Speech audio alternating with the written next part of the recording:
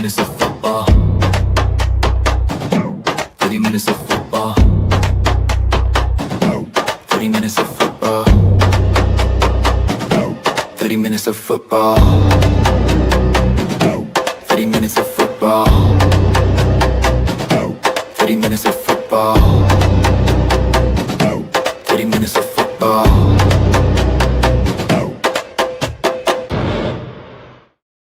Welcome, everyone, to 30 Minutes of Football, the pre-show before Bare Their Souls. My name is Aldo Gandia, and the gentleman on your screen left, according to the musical voices in my head, is... That's Mr. Danikin, never known for panicking. He's one of the three kings. Wisdom is what he brings. How are you, Danikin? I'm good, man. How you doing today? I'm doing great, man. Been looking forward to this, just like you told me before we went on air. But before we start talking about your 5 points, tell us a little bit about your other podcast, Three Kings of the Midway. Yeah, Three Kings of the Midway, man. We've been doing this for a little while now. It's myself, Roy Williamson, or Ill Will on Twitter. You will find him there. Devori Nesby, that is Nestradamus1 on X or Twitter. And yeah, man, we've been doing it for a little while. We try to give truth about the Bears. We try to just talk blunt, openly, honestly. It's raw, it's unfiltered, it's unapologetic. We're just real. And it's kind of like a conversation like you and I have. We have this little bit of chemistry where it's just a natural flow to the conversation. The same thing is true with them, man. It's like, we just sitting around talking about the Bears, and it's a therapy session. It's been a therapy session for us for a couple years now. You know what I mean? I think we're close to 100 episodes on there. Yeah. Awesome. That is great. Are you guys finding it challenging to talk about a good Bears team? Man, it's been the last 3 weeks have been crazy compared to what we have been used to over the past several years, man. It's just you have a lot of upside, a lot of potential with this squad, and there's excitement. There's excitement in Bears Nation. There's excitement for us, you know what I mean, to have something positive finally to talk about. I hear you. You got a shout out from my man Cliff. And Cliff, what's going on, brother? Shout out to Cliff is a very loyal listener to all of our barroom programs, and really appreciate you engaging with us in the chat room, Cliff. All right, I want to start our Bears 5 points, Danikin's 5 points, I should say, with this one. The defense, more takeaways. More money, more takeaways. That's it. More money, more problems. No, more takeaways, more solutions, right? So I love that. That's the thing that we get to when it comes to these takeaways. The defense has been outstanding. It played very well last week as well. You look at the squad and what they're able to do. I mean, they're getting healthy. You see some guys doing some things on the football field, and the takeaways, I mean, it's not by accident, people. You know what I mean? People were saying that the Bears were getting lucky and stuff was going their way. You got to put yourself in the right position to make the plays. You got to make the plays when you're in the position to make them. So they're able to do that. I mean, 4 takeaways this game. What was it, 4 last game? Mm-hmm. 3 the game before that, 4 the game before. I mean, it's just a trend. This is what they do, right? And even the opposing guy, who said it in this press conference? He said something like, "The Bears, I'm not worried about it because the Bears take a ball away from everybody." So that's becoming what we're known for. Everybody was talking about, hey, are the Bears going to have an identity? Are they going to have this? We're starting to develop an identity, especially on the defensive side right there, that we're ball hawks. We go and we snatch footballs out of people's hands. Good. What do you think is the number one reason that we're seeing this barrage of turnovers? Do you think it is Dennis Allen's scheme? Do you think that we've gotten kind of lucky running up against some quarterbacks who had bad days? Or you think it's a combination of that and some other things? I think it's a combination, right? So, a lot of times you'll run into quarterbacks that will put the ball in harm's way, right? Right. And if you speed up the clock on them, if you make them uncomfortable back there or whatever, then they'll put the ball in harm's way. So it's a combination of both, right? So you can look at a defensive coordinator, and I always say defensive coordinators, defensive players, they're way smarter than what most people believe, right? They just think, lumbering Neanderthals, just go tackle, see football, go get football. No, that's not how it is. These guys, they pay attention to everything that a person does that on an offensive side of the ball. You know, how does he line up? Is his foot back? Is it what's going to tip that he's going this way with the ball? What's going to tip that it's a run play? They factor in all those things, and then they install a game plan that's tailored to try to make them uncomfortable and do things that they don't like doing, and then they put the ball in harm's way because they're a little bit careless with it sometimes. So you have some quarterbacks that are like that, but it's your job as a defender, as a defensive coordinator, to find those things and then force them to do them, force them into those situations. So it's a combination of it, but you still have to accomplish your goal. So I think I give more credit to Dennis Allen, what he's doing, what he's preaching, and the Bears buying in and wanting to do it and really, really going forward with it. I love that. And I'll add to that and say I also think a big part of it is simply the talent in that defensive backfield. I mean, they lose Jalen Johnson, and if I would have told you, hey, Jalen Johnson ain't going to play for the first half of the season, but nonetheless, they're going to lead the league in interceptions by the 7th, 8th week, you would have said, what are you smoking, Aldo? Are you smoking that stuff again? But it is Kevin Byard is just a veteran who has proven that he can play the center field and other areas of that safety position at a high level, and he is playing perhaps the best football of a really good career. And then you add in Jaquan Brisker, who is fired up. He made notice. I am not here in 2025 to just sit back. I want revenge. I want to shut people up and so forth. And then you got Kyler Gordon, played the last 2 games. He's a sensational player at that slot. He can play the outside. That level of talent. And the reason I'm saying this is because I want to credit Ryan Poles, somebody who I've picked on a lot, but you know, we got to admit it when it's 100% fact, and it is 100% fact. He built this defensive backfield, and he's built a pretty great one. Oh yeah, it's not bad at all. It's not bad at all. I like it. I like their backfield. I like the linebackers. He was given a lot of hate for moving on from Roquan Smith. He brought in T.J. Edwards and Tremaine Edmonds, and a lot of people were like, why'd you do that? You know, he got a good deal on both of them. Even TJ on his re-up signed for, the hometown discount. He grew up a Bears fan. He wants to be here. He loves it. So, you find some players like that, and TJ's a tackling machine. And Tremaine, what he's able to do, he can get some interceptions too. It's been outstanding. And Tremaine's length, he gets his hands on footballs that a lot of other linebackers would not. And Dennis Allen, kudos to him for moving him into that weak side linebacker position. He is extraordinary. All right, let's get on to Danikin's 5, number 2. The run game could be possibly a juggernaut. Tell us why you feel that way. I mean, they're just trending in the right direction. They're running people over, and it's not just one guy in the backfield that's doing it now, right?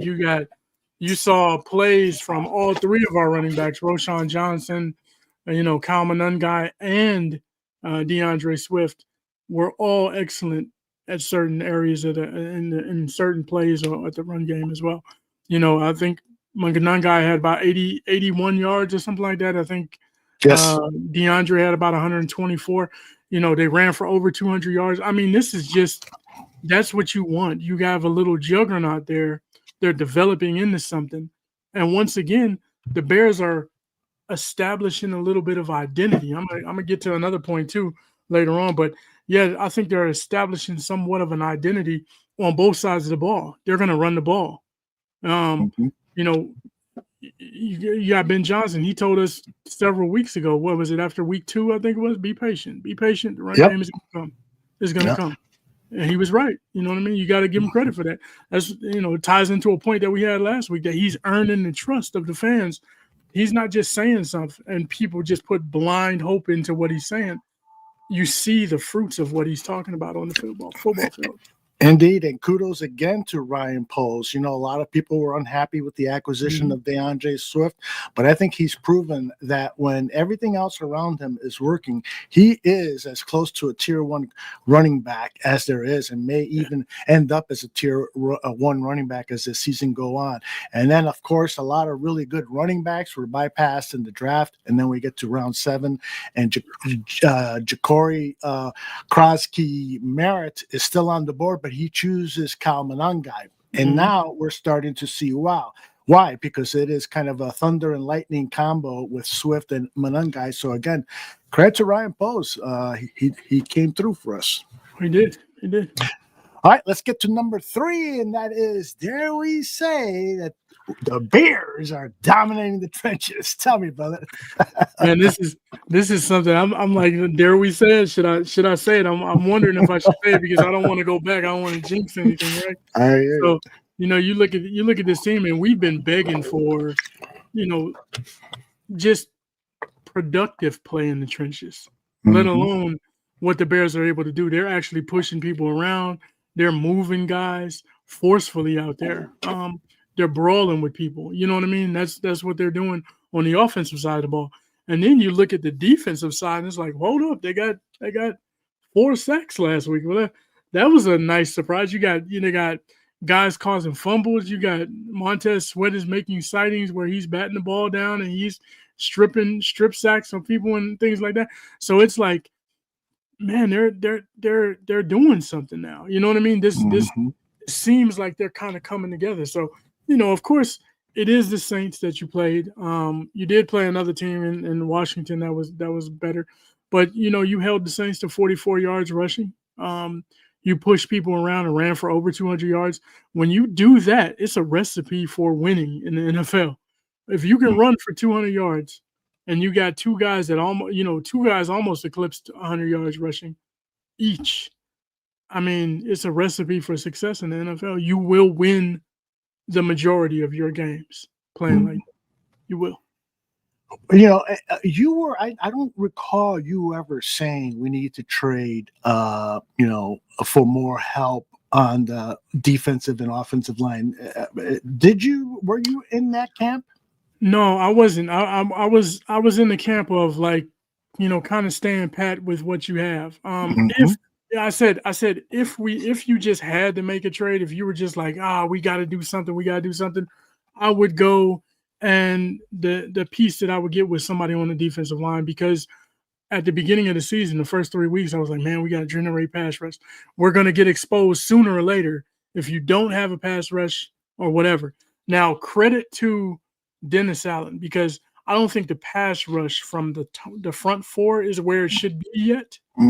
But he's finding other ways to get sacks. You got Tremaine Edmonds had one.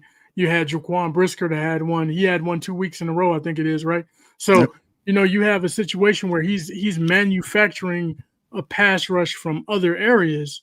So you got to give him credit, because he wasn't doing that, and he's seeing, okay, this is what we need to do. This is how we need to go about doing it. And he's instituted some ways to get some pressure to the quarterbacks. And you got to give him credit for that. Dennis Allen he's doing his thing defensively as a coordinator today. He truly is. All right, let us move on to, let's see, we're on number 4 already. We're breezing through this. Number 4 is QB1, consistently inconsistent. All right, some real talk here from Danikin. Take it away. Yeah. We got to call it how we see it, right? We call out the good, the bad, the ugly, and we just got to be honest. Caleb did not play well last week. There's some plays that he leaves on the table. There's guys that are open that he's missing. I don't think he's reading the field the way he should yet. He's doing some of those things.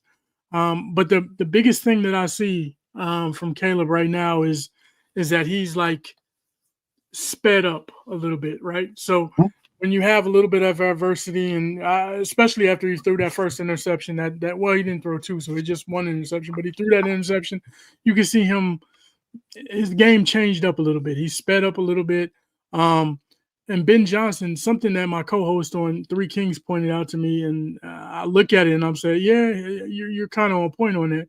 is he said that Ill Will. He said that Caleb he's speeding up, but Ben Johnson's offensive scheme is directed to where you go through your progression 1, 2, 3, 4, check down, whatever it is, right? 1, 2, 3, check down, whatever. And as you do that, your eyes should be lined up with where your feet are. Right. But his feet are all over the place sometimes. Mm-hmm. So that's why he's throwing off balance passes. That's why he's inaccurate sometimes. And his legs are sped up, but his eyes are not reading where his feet are going right away. So that's been the problem for him as of right now. So we'll see how it goes and if they can remedy that situation going forward. But he's been inconsistent, and he's been consistently inconsistent. That's what it's a play on words there for me, because I want consistency from the guy, but we're just not getting it. We're consistently getting inconsistency from Caleb Williams right now. Yep. Thank you, Lutz, for the $2 donation. He's already predicting that Ryan Poles will win the NFL Exec of the Year within 2 years. It could be this year, brother. All right.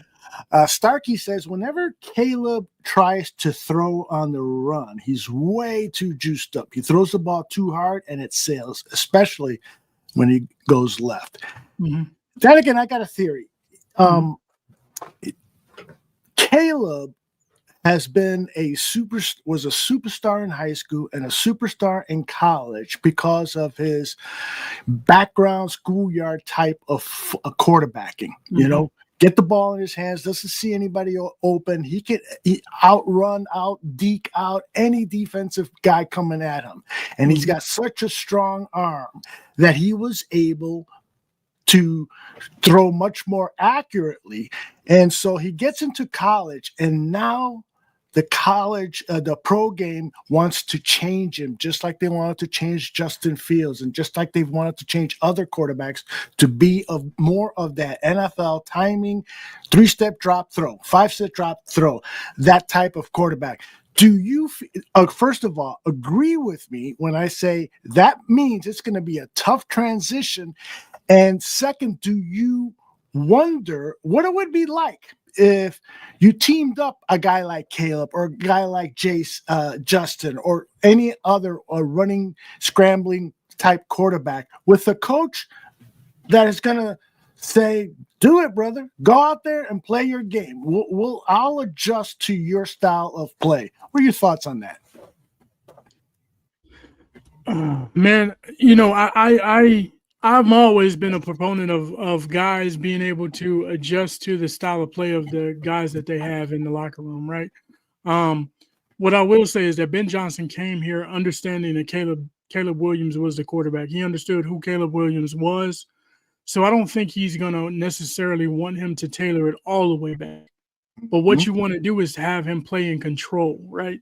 So I don't think they're trying to make him pocket passer Peyton Manning.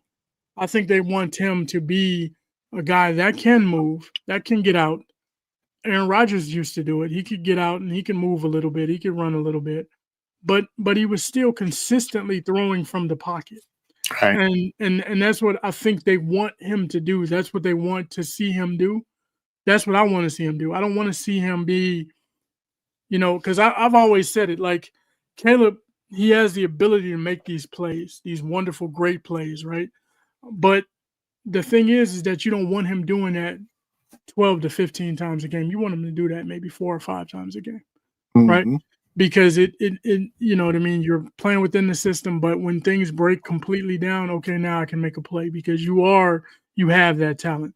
But if you're doing it so you know, often, more often than not, it's not going to work in the NFL.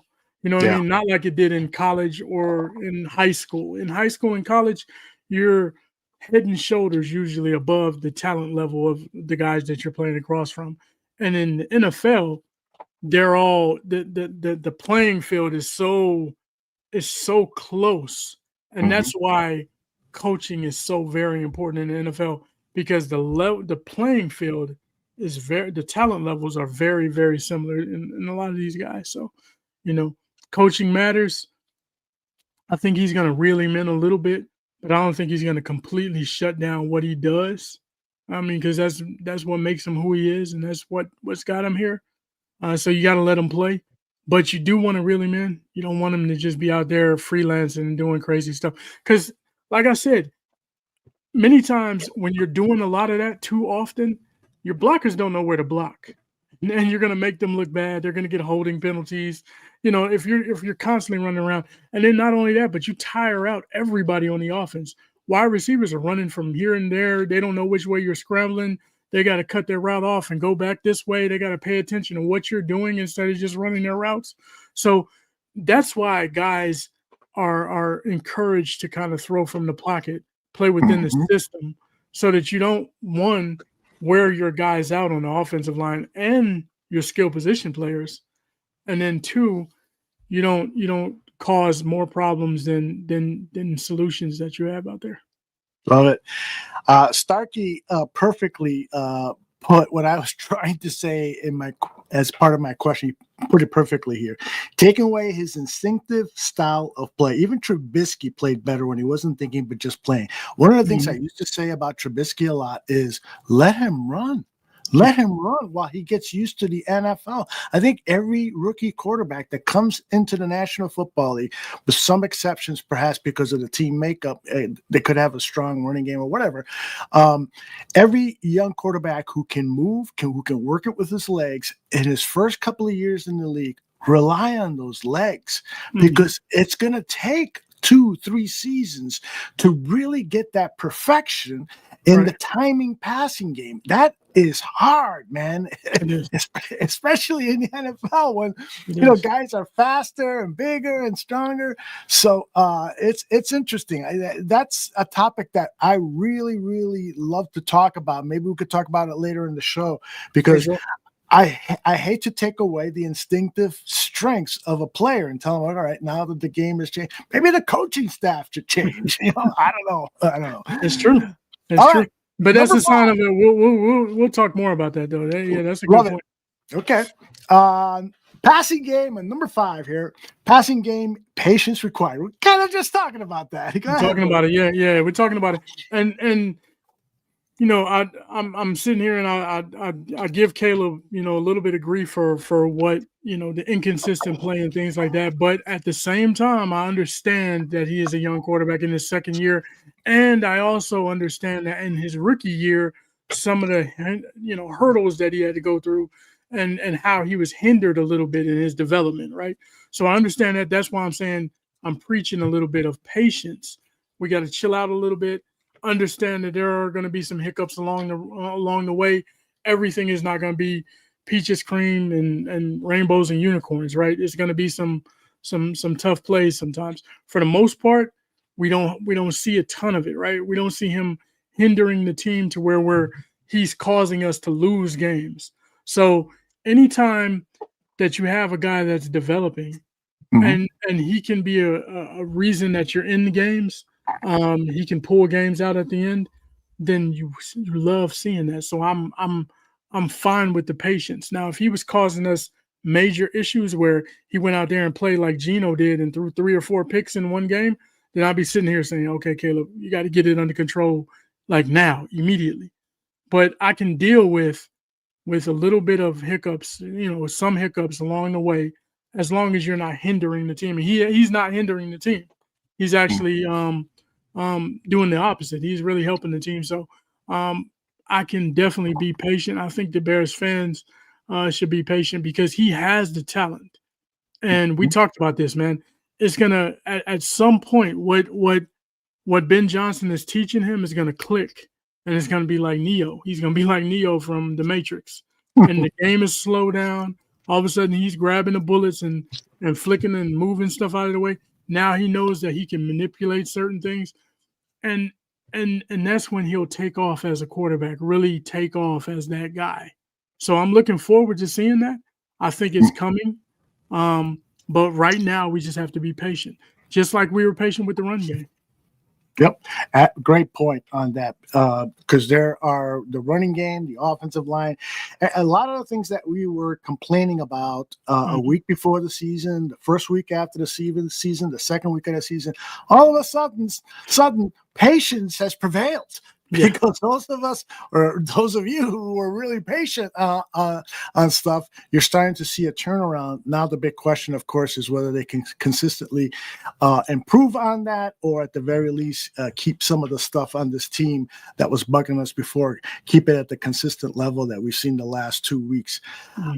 Is there anything about Caleb's game that worries you and that you wonder, man, can he get to that level? Yeah. One of the things that I was concerned about was that I felt like he was pressing and he wanted to go out and prove that he was the number one guy. I felt that he also was throwing the ball a little bit, focused too much on Rome, and I felt in a way, not completely, but in a way that he was being a little bit selfish because he wanted the stats so that he could shut people up and things like that. But one of those concerns, was kind of answered in his conversation with the media the other day when he said, I don't care. I don't care about, I don't care how many yards I had. So when you have that attitude and it's just win the game, all the numbers will come. The numbers will come later on. You know what I mean? Tom Brady won Super Bowls before he was putting up huge numbers. He wasn't throwing for 4,500 yards in his early days, right? Very true. He was a game manager, you might say, almost. And they leaned heavily upon the run game. They leaned heavily upon Bill Belichick's defensive scheme, and they were able to win games. And then as he developed and became a better quarterback, all of a sudden he started putting together massive stats padded seasons, right? So the stats will come. Let's worry about the development right now.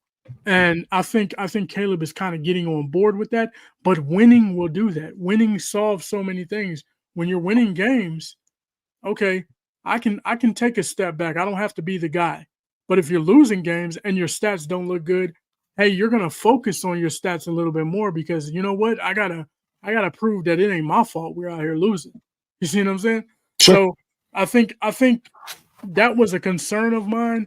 It's beginning to go away a little bit. But Caleb, he wanted to go out here and prove some things, man. I mean, and you love the bravado that he has, but at the same time, it's like, hey, just play within the system, win games, develop, and all that other stuff will come later on. You can play winning football, championship football, if you have a great defense, an outstanding running game, and an okay quarterback. A quarterback who protects the ball, doesn't put the defense in danger, comes up with clutch plays here and there. It doesn't have to be a Patrick Mahomes or whoever, because as Starkey Love said, Tom Brady started off with bad stats those first 2-3 Super Bowls. And exactly. I go all the way back to the years of Terry Bradshaw with the Pittsburgh Steelers.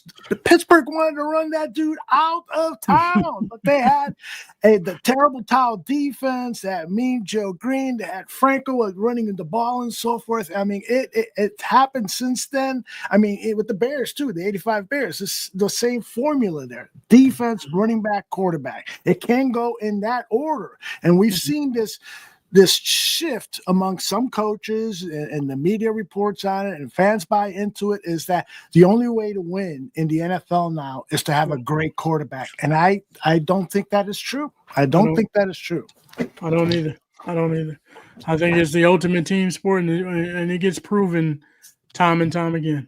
Yep. Indeed. All right, I see Zim is in the back. I'm sure Johnny Santucci is having one last go around with the wife in bed before he jumps in and joins us. I'll start our Soulz Open if I can find it. Where the hell did it go? Let me see. I think it is right here. We are the bearer of Bears News, the Ballroom Network. It's like football weather out there, huh? The following is rated TV MALSV. It contains strong language, violence, and nudity. It is intended only for mature audiences. Viewer discretion advised. Timmy, go to bed now.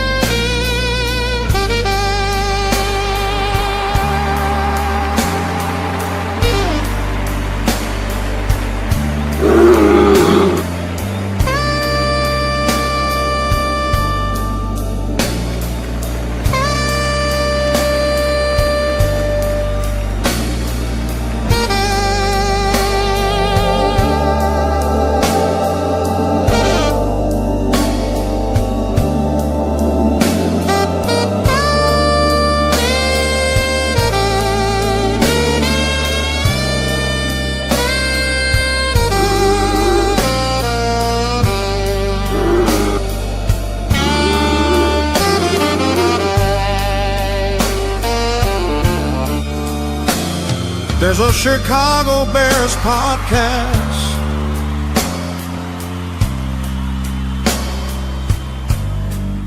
Unlike most others,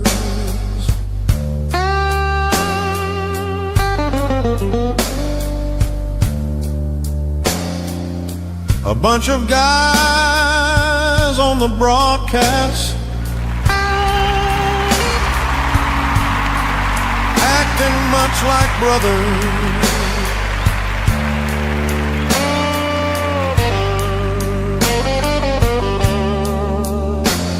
This is Bare Their Souls,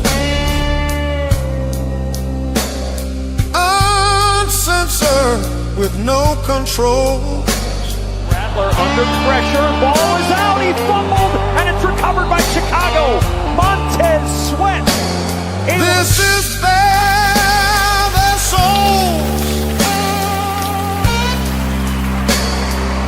with some likable a-holes.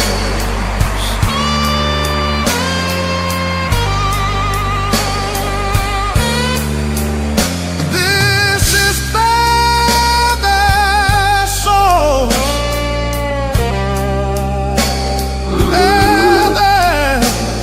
Bare Their Souls. Rattler with pressure coming, and Rattler is going to go down. Kyler. Let's go. Rattler under center, 4th down and 1. On the roll, Rattler throws, it's deflected and intercepted by Edmonds. Tremaine Edmonds with the pick, and Rattler with his 3rd interception thrown today. The Bears take it away. A great job by the Bears. They had get it down.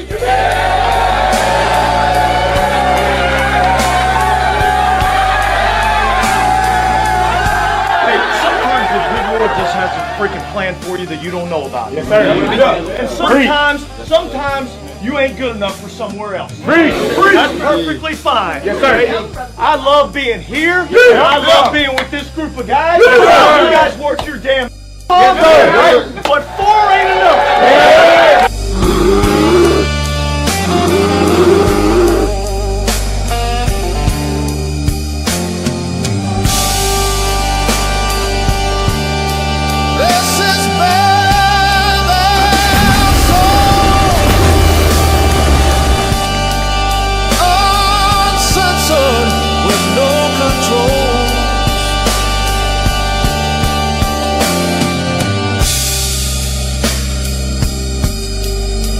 This is Bare Their Souls,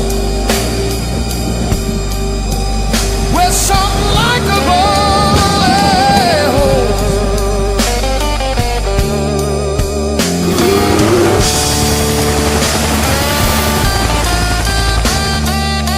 Bears on 3, 1, 2, 3,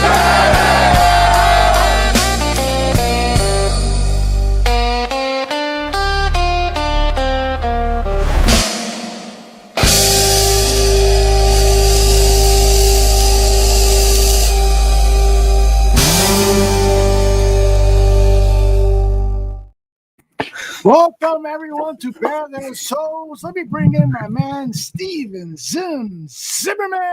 I'm awake. Danikin stepped out for a few minutes. Zim, how are you, man? I know you have been studying your ass off. Yeah, man, it's been a long day. I am glad to unwind and get at it and talk some Bears and review some food and listen to some music and drink some beer. I like that. What are you drinking tonight? In no particular order. This week I have Goose Island Neon Beer Hug. Oh, I like that. I've seen that at Benny's many times. I picked this up at Benny's. This city. Well, that's appropriate. Tonight. Yeah, exactly. You're getting salutes and highs and stuff. Sim has a great effing song for us tonight that kind of follows along a little bit about what Danikin was talking about. I was going to bring you in so that the two of you could discuss Caleb Williams, but I also thought it would be better to do it after we play your song. Not that the song is particularly about Caleb, but it's an important part of being it is what it isn't. Yeah. Yeah, kind of tease us a little bit. Yeah, it's about the patience that we need to have, about the nonlinear progress that we're seeing, because it goes up, it goes down, and it's important not to okay. It's about both enjoying it in the moment while not getting too hung up on the day to day.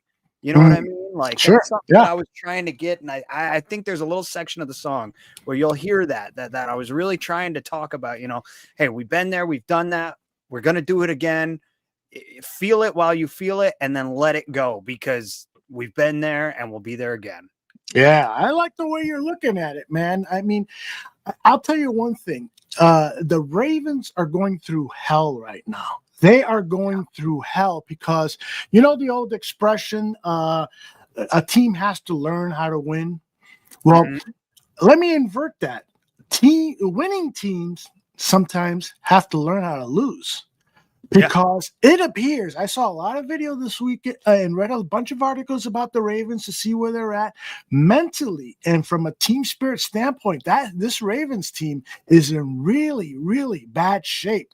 Marlon Humphreys, the cornerback, did a couple of interviews. He looked like he was in a hostage situation. Had his head down. They want to look at the camera. Was talking about players need help, mental health help if they're not focused on winning. It was just really ridiculous.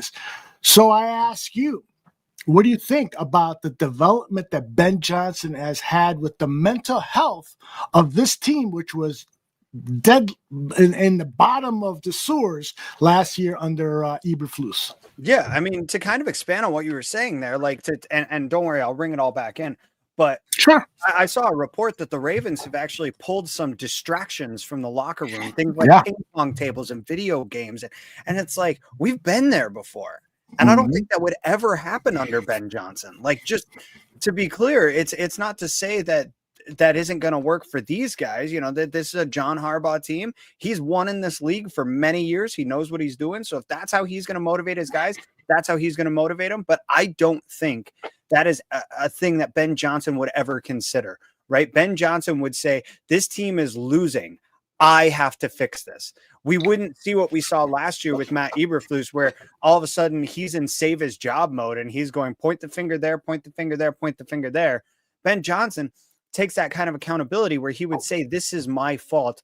I need to fix this. And if I don't, then I deserve to lose my job,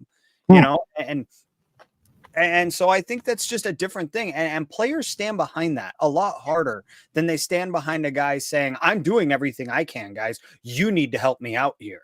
It's like, yeah, I guess to an extent they do, but like, we've seen that all over this town in many years, in many different ways. It's sort of the mentality that drove Joel Quenneville out of town, in addition to a whole lot of other things. But when the Blackhawks started losing, he kind of just went, guys, I'm doing everything I can here. Help me out. And they said, what do you mean help you out? We won 3 cups already, dude. We're doing everything. We saw it with Fred Hoiberg in the Bulls. Him saying, I'm coaching these guys as hard as I can. It's not my fault they're all hurt. And then they said, well, actually, maybe it is. And so on and so forth. We see it all over the part, and too many of these guys just want to shuff the blame off onto somebody else, whereas I feel that Ben Johnson is not that kind of guy. We haven't seen him be that kind of guy, and that's something that men respect, not just football players, and maybe I shouldn't even say men, but like people, like grown people, adults respect. Mature people understand and respect accountability. Yeah, Cliff says him taking blame is important for the boss in life and in football. And you're so right. As you're making your point, Zim, it kind of laid seed to a point in my brain is that I think, as I'm thinking it through, I don't think this is exclusive, but let me put it this way. I would rather have a head coach that I am pretty sure or know for a fact is a good person, as opposed to an asshole who is a good coach, but is an asshole because I think that assholeness will percolate and eventually destroy what the coach has built with his good coaching. Does that make sense to you? I mean, in other words, I want a good, good guys in the leadership position and in the team too. Well, it's it. It's one of the things that made Lovey Smith such a likable guy. Like he's just a good dude. He's somebody who's easy to root for because like you believe he just has good intentions throughout whatever he's doing. Eberflus, I felt like was the first guy to point the finger and like, yeah, you can be as nice as you want, but then you're going to throw me under the bus and back it up over me. Like, I don't care how nice you are anymore. You're not a good person at that point. So yeah, I totally get what you're saying with that. Good stuff, Jim. He's got a hard rockin' soul. He's the long-haired guy on Bare Their Souls. Would you like me to make a video out of that, Zim? I mean, why not? And some people might not like it. I don't know. What about Tooch? Do you like the videos and audio drops that I make of you? Of course. Okay, good. I just want to make sure. I don't want anybody thinking this motherfucker made another audio thing where he's making fun of my big dick. Just so everybody sorry, I'm late. I had to work a little late. Cost me an hour or so, you know. So Bear State of Affairs is going to be a short one tonight? I don't know. I think it's about standard length, maybe. But I mean, it's it's great to get another win. You know, what you're saying is Bear State of Affairs is appropriately sized, no matter how long or short it is. Okay with it. The length is appropriate, Aldo. I like that. When Zim was making some football points there, you were patiently waiting backstage. Is there anything that you wanted to either rebut in some way? Nope. Agree. Yeah, all right. There's some good stuff. I'll expound upon it in Bear State of Affairs and stuff. I got a lot of stuff to say about the direction of the team. Excellent. Can't wait to hear it. Yeah.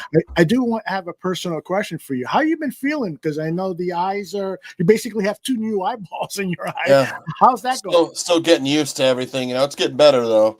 Mm-hmm. You know, it's just, man, I was like, it's like trying to walk with you can't bend both your legs, you know, because your vision's kind of rigid, you know, it's like, your eye wants to focus the old way it used to and stuff. It's kind of, you know, there's not like the flexibility. Are you having balance issues? Sometimes, yeah. Wow. You know, if you're walking around with the glasses or something, you know. Yeah. Well, welcome to my world. I'm 67 years old. The other day I went down to pick something up, and then all of a sudden I thought I was falling forward. I go, whoa. Yeah. It's kind of like that sometimes, yep. Jeez. And I'm hoping I live long enough where they have those like Altered Carbon, that TV series on Netflix, where they download your brain and just plug it into a new body. I love that. I keep watching the Bears until they win another Super Bowl. That's hilarious. Keep me alive, head in the jar. If anybody's wondering where Danikin is, I'm wondering too.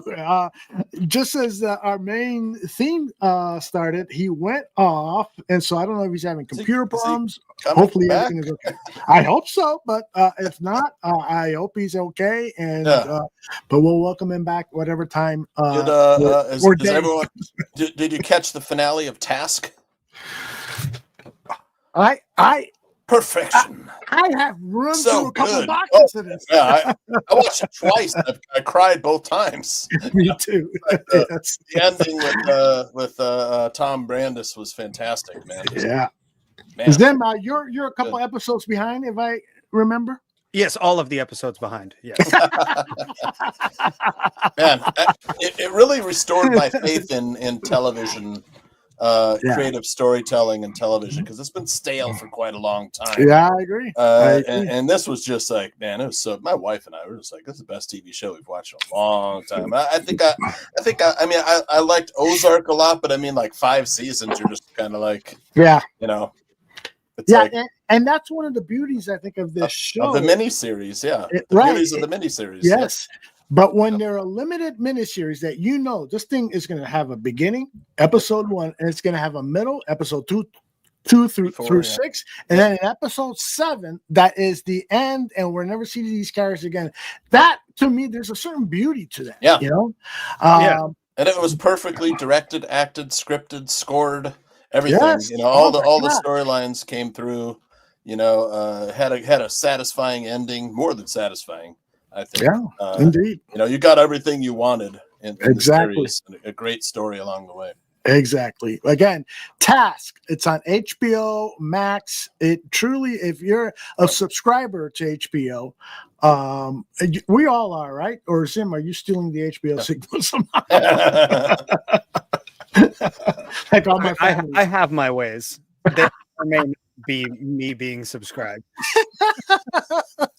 I highly recommend it. HBO Max. It is called Task. We want to talk about it a little bit on the other end of the show when we. There he is. He's back. I don't want to do Bare Their Souls without Danikin. I like when he laughs and stuff. Yeah. My bad, gentlemen. I had a little bit of a hiccup there with my connection. So okay. I'll off real quick, but I'm good now. I'm fine. I just was hoping that nothing went wrong. You were talking about how much weight you lost and how much you've been working out. That shit can fuck with your heart all of a sudden. You got to be careful. Exactly. Right. I'm telling you, when I retired from my corporate job at the age of 50, I hired a personal trainer, and I was damn, oh my goodness.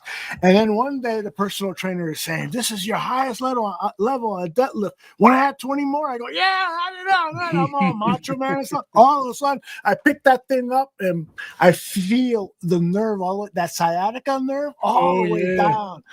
And I am telling you, my wife drove me to the emergency room. I was in the back seat of her SUV laid out because if I stood or anyway, it was so painful, and they had to gurney me out of that fucking car.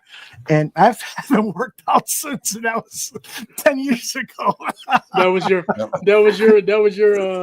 go ahead to say, hey, I'm done with that. Huh? Yeah, I'm done with it, man. Hey, when you have back problems by picking up a penny, it's like the worst. Ain't worth it. It's like Cole Kmet is a back injury. Yeah, that's right. Yeah, I think he does. I hope it's not serious. And the good thing is, Colston Loveland's blocking this last game was better than advertised. I really did a good job, man. Yeah, I got some sound of Coach talking about that, but let's do your Bear State of Affairs. Yeah. And we'll talk about it and then roll some. Let's get it. All right. It's time for John's Bears State of Affairs. He got nothing but truth bombs about the Bears. He tells it like it is and always has, with no agenda, just a little pizza. Sit back, light it up, and crack open a beer. It's time for John's Bears State of Affairs. State of Affairs. It's time for John's Bears State of Affairs. State of Affairs. It's time for John's Bears State of Affairs. State of Affairs. It's time for John's Bears State of Affairs. Yeah, Bears. The Bears, winning our 4th game in a row. Bears State of Affairs 12-25 NFL season. Yeah, week 8. Woo-hoo-hoo. Yeah, what's happening, Barflies? Yeah, the Bears played their 6th game of the season on Sunday at home against the Saints and Caleb Williams' old college buddy, Spencer Rattler. It was sweet revenge, Aldo. Jesus. That's a secret again. I asked Grock to give me a bear savaging a saint. He put Jesus in the background, Aldo. I don't know why. I thought these things were atheist. That's hilarious. I was like afraid to ask him to remove Jesus too. I love it. AI something, character, Well, it was sweet revenge again, Aldo, because it was the first time the Bears have beaten the Saints since 2008, man. Yeah. Woo! Yeah, Bears get their first win against the Saints since 2008, gets a 1,000 on the Fitzometer. That's a W. Yeah, it was a 26-14 win for the Bears, and Kyle Monangai, who scored his first NFL touchdown and added 13 carries for 81 yards, along with 2 catches for 13 yards. It was a nice coming out party for the Bears' 7th round rookie. Yeah, Aldo, the last time the Bears beat the Saints, this guy was slinging passes for the Bears. Oh my God. Yeah, it was December 11th, 2008, and Ortman was throwing to the likes of Devin Hester, Greg Olson, and Desmond Clark. And Matt Forte was carrying the rock, and the game opened with an 83-yard kickoff return by Danielle Manning. Yeah, Brian Urlacher had 10 tackles. Mike Brown and Adewale Ogunleye both had interceptions. It was an ugly 27-24 overtime win at Soldier Field, with Robbie Gould kicking a 35-yard field goal to win it. Nice. Yeah. Not only was Sunday's win against the Saints their first in 17 years, but it was the Bears' fourth win in a row. Yeah. You're turning me on. Let me break this down for you, Aldo. Yeah, apparently the winning streak might be because of 2 superstitious Bears fans who bring their... I'll start over. I'm sorry. Apparently this winning streak might be because of 2 superstitious Bears fans who bring their game time spaghetti dinners to the game in plastic gallon storage bags. Yeah, the 2 Bears fans have vowed to eat the same spaghetti dinners in plastic bags until the Bears lose. Yeah, but here at Bare Their Souls, well, we kind of feel a little differently about the winning streak. Yeah, the Bears haven't lost since Ben Johnson won his first game. Yeah, the Bears have won 4 straight, marking the first time since the Matt Nagy-led Bears did it in 2018. Wow. The Bears' record now stands at 4-2. Yeah, the Bears jumped out to a 20-0 lead, and the game felt like a blowout might be in store before the Saints put a touchdown on the board at the end of the first half. And when the Saints cut the Bears' lead to 20-14 with a touchdown to start off the second half, felt like Bears games of recent past. Yeah, the Bears had to endure another poorly officiated game. It was a terrible roughing the passer call on safety Jaquan Brisker. And there was a strange double clutch penalty on a snap by center Drew Dahlman that oddly ended up working in the Bears' favor. Yeah. What? Yeah. Finally. The penalty ended up being a no-play call that allowed the Bears to kick a field goal after failing on a 4th down conversion. And in all, the Bears had 10 penalties for 92 yards. That's something they'll need to clean up. The fact that they are still winning games with so many penalties, that might not be sustainable. And a day when Bears quarterback Caleb Williams wasn't at his best, the Bears' run game picked up the slack, rushing for 222 yards versus the Saints. DeAndre Swift, he turned in another stellar game with 124 yards rushing. But it was the Bears' defense that really carried the day, holding the Saints just 44 yards rushing and 209 yards passing. Yeah, Bears' defense also collected 3 interceptions and 1 fumble. The interceptions by Kevin Byard, Nashawn Wright, and Tremaine Edmonds, and Gravon Dexter's fumble recovery on a Montez Sweat strip sack made it at least 3 takeaways in 4 straight games. Nice. That's a great fucking point, John. Now wrap it up. That's the first time the Bears have done it since 2023, when they were in a stretch of 5 wins in 9 games. Nice. The Bears 15 takeaways in a 4-game stretch. That's their most since 2012 and 2013, when they put up a 16 in a 3-game stretch. Yeah, it's also the most in 4 games in the NFL since 2023, and the Bears now lead the NFL with a +11 turnover differential.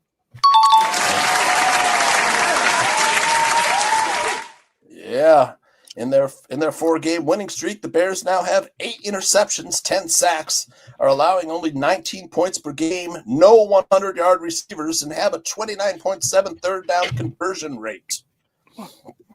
Yeah, Dennis Allen, he's really been cooking, Danikin. After the game, Ben Johnson awarded his defensive coordinator a game ball. And an emotional Dennis Allen said after beating his former team, quote, "Sometimes you ain't good enough for somewhere else. That's perfectly fine. I love being here. I love being with this group of guys. You guys work your damn asses off, but 4 ain't enough." Let me break this down for you, Danikin. Yeah. Dennis Allen took basically the same players that Matt Eberflus had last year, has gotten 10 times the production out of them. Ah, look at that. Yeah. Coaching matters. Kudos to Dennis Allen and his staff. Said Ben Johnson after the game, quote, "I feel like that might have been the most physical game that we played so far this year." As well, Ben Johnson said upon hearing Saints head coach Kellen Moore's comments about the officiating bias, quote, "Winners focus on football, not excuses." Yeah. I love this coach. He's got the Bears offense pointing in the right direction. The Bears now lead the NFL in big plays with 48 in 6 games. Yeah, as well, Bears are the only team in the NFL that has scored at least 21 points in every game. Nice. Said Ben Johnson, quote, "We're slowly growing closer to what that vision is and what we want to be about. We'll talk about it all the time, but it's slowly starting to take shape." And the great thing about Ben Johnson is he loves to run the ball. He went into the bye week obsessed with fixing the run game, and the team has rushed for 367 yards in the 2 games since the bye. Let me break this down for you, Zim. Ben Johnson is playing Bears football. Yeah, his team is playing tough defense, and he's running the ball. He's getting ready for bear weather, folks. That's genius. Yeah. Are you sure you're okay?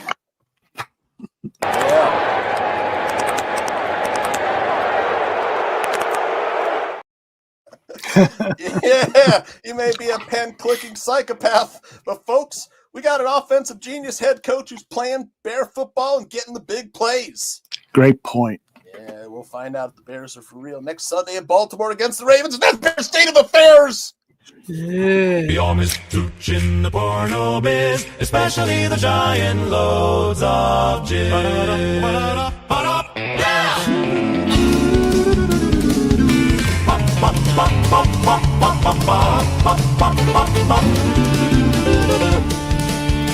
John, you're on a roll.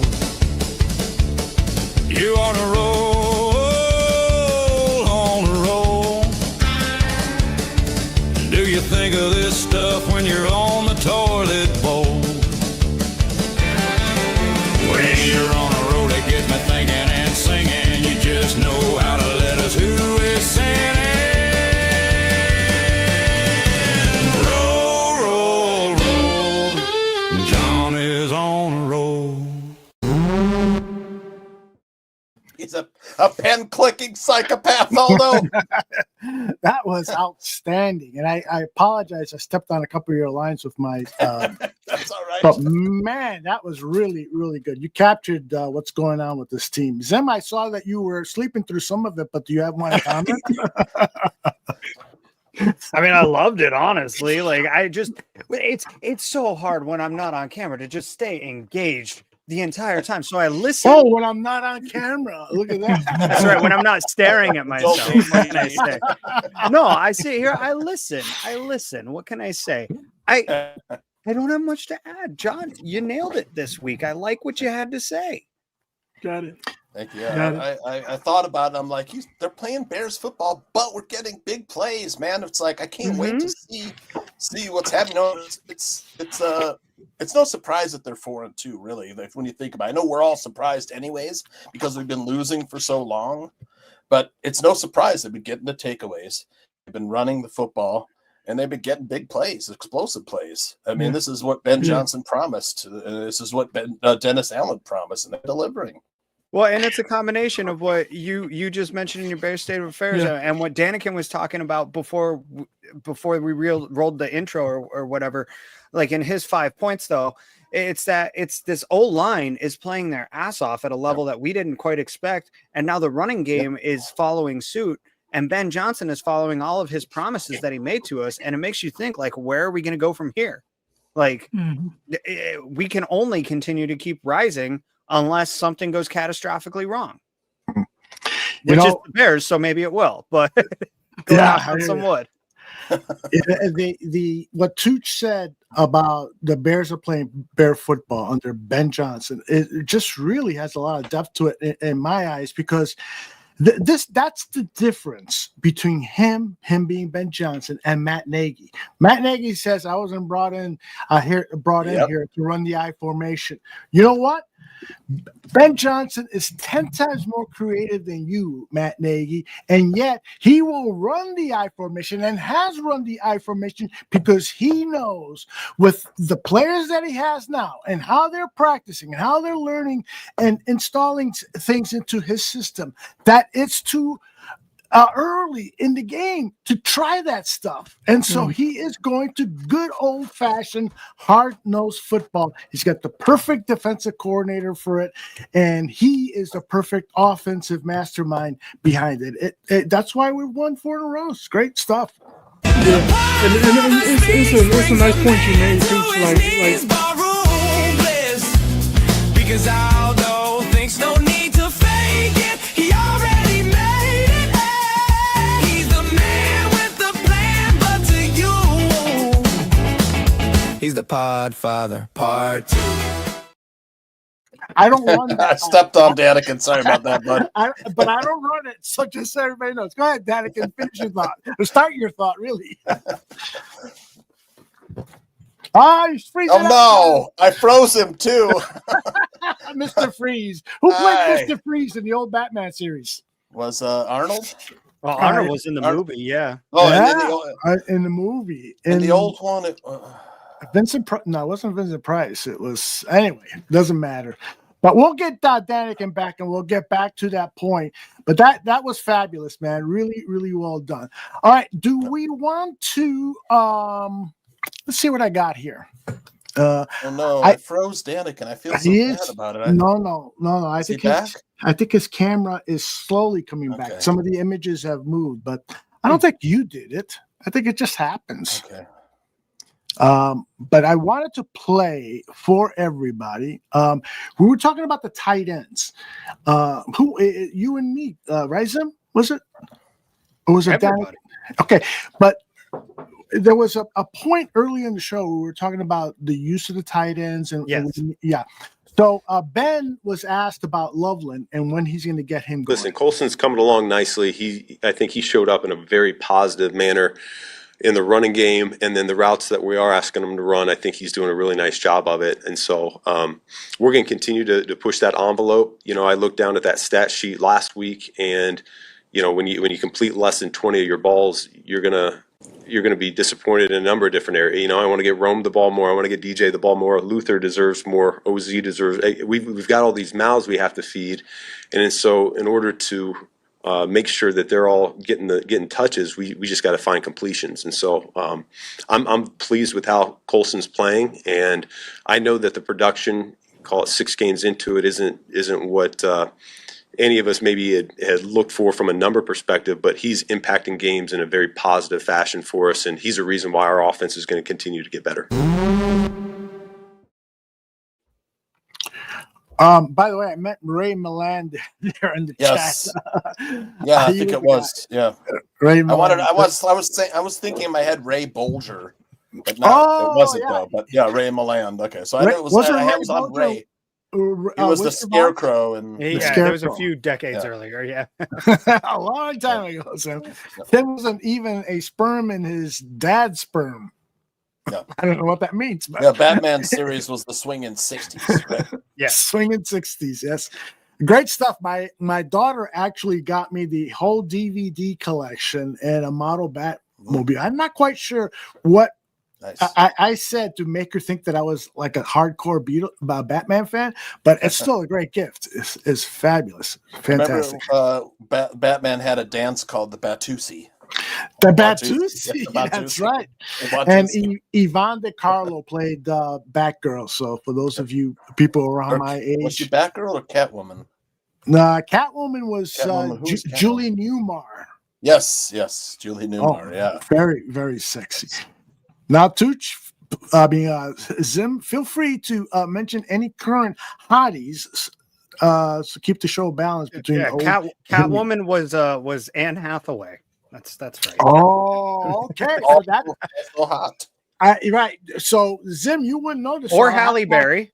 Or Halle Berry. Oh, the entire movie was hers. She's like my age, Halle Berry. So which of those three would you choose? Now, Zim, you only know two of them, but Tooch knows all three. Which of those three would you choose for a night out in an alley with you and Catwoman?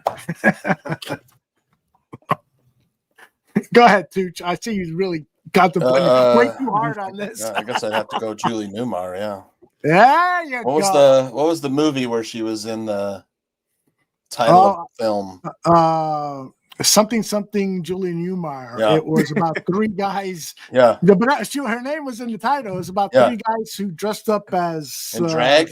In drag. There Patrick you go. Swayze. I forget who else was in it. Big stars. Swayze. Yeah. Right. John Leguizamo. Yeah. So anyway, let's move on. I'm looking her up, guys. Nope, it's before my time. Sorry. Really? Yeah. Julie Newmar? Like actually though, like I'm looking up to see if I know anything she was in, and I really don't. No, I'm just wondering, are you looking at the images of Julie Newmar? She was phenomenal looking. Yeah, here she is in 2014. Wow. She in 2014. He says Yvonne Craig was Batgirl. Yeah, Yvonne Craig was a very sexy Batgirl on TV. Weren't they supposed to make a movie out of Batgirl? I think so. Yeah. I don't think they have yet. They were going to do Halle Berry in the Star movie, but it didn't come through or whatever. That would be odd, though. She played Catwoman, and now she's going to play Batgirl. That was a Catwoman movie then. Okay. Was it a cat? Did she have a Catwoman movie? She had a Catwoman movie. Okay, so she had one. Okay, I thought she Yeah. Pretty cool. Anyway, let us move on. I do want to say this about the tight end position. We might see Colston Loveland have that 8 catch, close to 100 yards touchdown game against the Ravens. And I'll tell you why. Because Julie Newmar is 93. Not only was Zim not alive, I don't think I was alive when she was hot. She's younger than my grandma, so there you go. That's something, I guess. Don't start having dirty talks about dirty thoughts about Julie Newmar at 92 years old. I just think Colston Loveland is going to have a big game. What do you guys think about? Do you think that Roquan Smith, with his sideline to sideline speed, is going to neutralize what Colston Loveland can do out of the tight end position? Tell me why. No, Roquan Smith is a shell of the player that he was 3 or 4 years ago. He has gone from being the dude who is a part of every play to a dude who is around every play. Like, I don't know if you guys have watched a whole lot of him with the Ravens, but like his first season with the Ravens looked exactly like his last season with the Bears. His next season, kind of more of the same. And then the last two since, I always see number 0 near the ball, but I never see number 0 like making the play. Like he reminds me a lot of Shea McClellan all of a sudden, where it's like he's got all the athletic traits and he's always there and he's just one step late. I swear if he was one step faster. And I'm just like, I don't know. I see it with him anymore. He is coming off an injury as well, so we'll see how much that hampers him. But he just, I don't know, something doesn't look right with him anymore. He looks kind of like Eddie Jackson did after like Eddie Jackson's all-pro season. He kept close, and then all of a sudden he got injured, and then all of a sudden it was like you'd see glimpses where you're like, that's the Eddie we know, and then he disappeared the rest of the game. And that's kind of the point that I'm at with Roquan Smith. And I kind of think that like the Ravens made a mistake by breaking up him and Patrick Queen, because they were a really good duo in the sense of like the way that the Bears have Edmonds and Edwards. And I don't know, man. Like I think Roquan is trying to downplay like this revenge game sort of thing, because I think he's genuinely worried a little bit about his physical capabilities right now coming off this injury. You know, you have to trust your body 100% when you go out on that football field. And it kind of feels like he doesn't know if he does. Now, to keep it side by side, he also only has like 35 tackles on the season and nothing else in any other stat category. The whole defense is awful, but yeah, he's been a part of that awfulness. That's it. So we'll see how it plays out. I don't consider this a storyline anymore, honestly. He's played against the Bears already. He's beat the brakes off them already. Like, it is what it is. He got his money. Good for him. He seems happy out in Baltimore. Good for him. But there's a lot more to this game than that. And that just seems like a total non-factor to me. And in addition to all of that, there's one of him and a lot of weapons that he's going to have to cover out there. I think he makes his impact in the run game, not the pass game, though. Let me say this real quick before Fitz's mother starts watching the show when he joins us in 20 minutes. I think that part of the problem's in, because I hear what you're saying, and I'm seeing comments like Vizzo saying Rowe looks out of shape, is that maybe this guy, Pussy, has beat him. Because we all know, you know, there were images of him with porn stars on a boat. This is when he was with the Bears, right? Mm-hmm. And so I just get the feeling, because some of these guys are effing superhuman. I mean, they could do stuff that I dream and hope and wish that I can do in my next life, which is F all day with a beautiful woman, go out and play 18 holes, and then go F some more, and then go out and play a basketball game. Michael Jordan is who I'm alluding to. Yeah. Yeah, and I think Roquan is one of those guys, but maybe it's starting to catch up with him. Maybe all of the lifestyle of being a great fucking alpha male is starting to catch up with him. Wait, is my theory have any credence at all? I see Zim rolling his eyes. Tooch, I see you nodding up and down. I see the chat talking about Jalen Johnson. Jalen Johnson. J2K says Aldo's logic always goes, whoa. It's true, J2K. I have to admit it. So, all right. Nobody wants to comment on that one. I mean, I can see where you're at with it. That's the stat I was looking for. 35 tackles, no interceptions, no passes deflected, no sacks for number 0. 61 tackles, 3 interceptions, 4 PETs, and 1 sack for Tremaine Edmonds. Like, it's night and day difference, and most of it is just health, you know. Yeah, interesting. Interesting. No, I totally see where you're coming from with that angle, especially considering the lifestyle he did live in Chicago. He was always out. He was always partying. He was always out on the lake. He had that beautiful apartment. I don't know if anybody else saw it, but he used to post it on social media all the time. That beautiful apartment he had overlooking Navy Pier. I mean, you don't get that kind of apartment just for the view, you know? Well, you do, but you want to show off that view. Yeah, so, you get it for the view so that the girl can say yes. Yeah. I've always wanted to make love in a penthouse overlooking the city. Stop rolling your eyes at me, Sam. Making me feel guilty. I know. I totally agree with you. Like, that's why you get a penthouse like that as a single guy. Like, absolutely, man.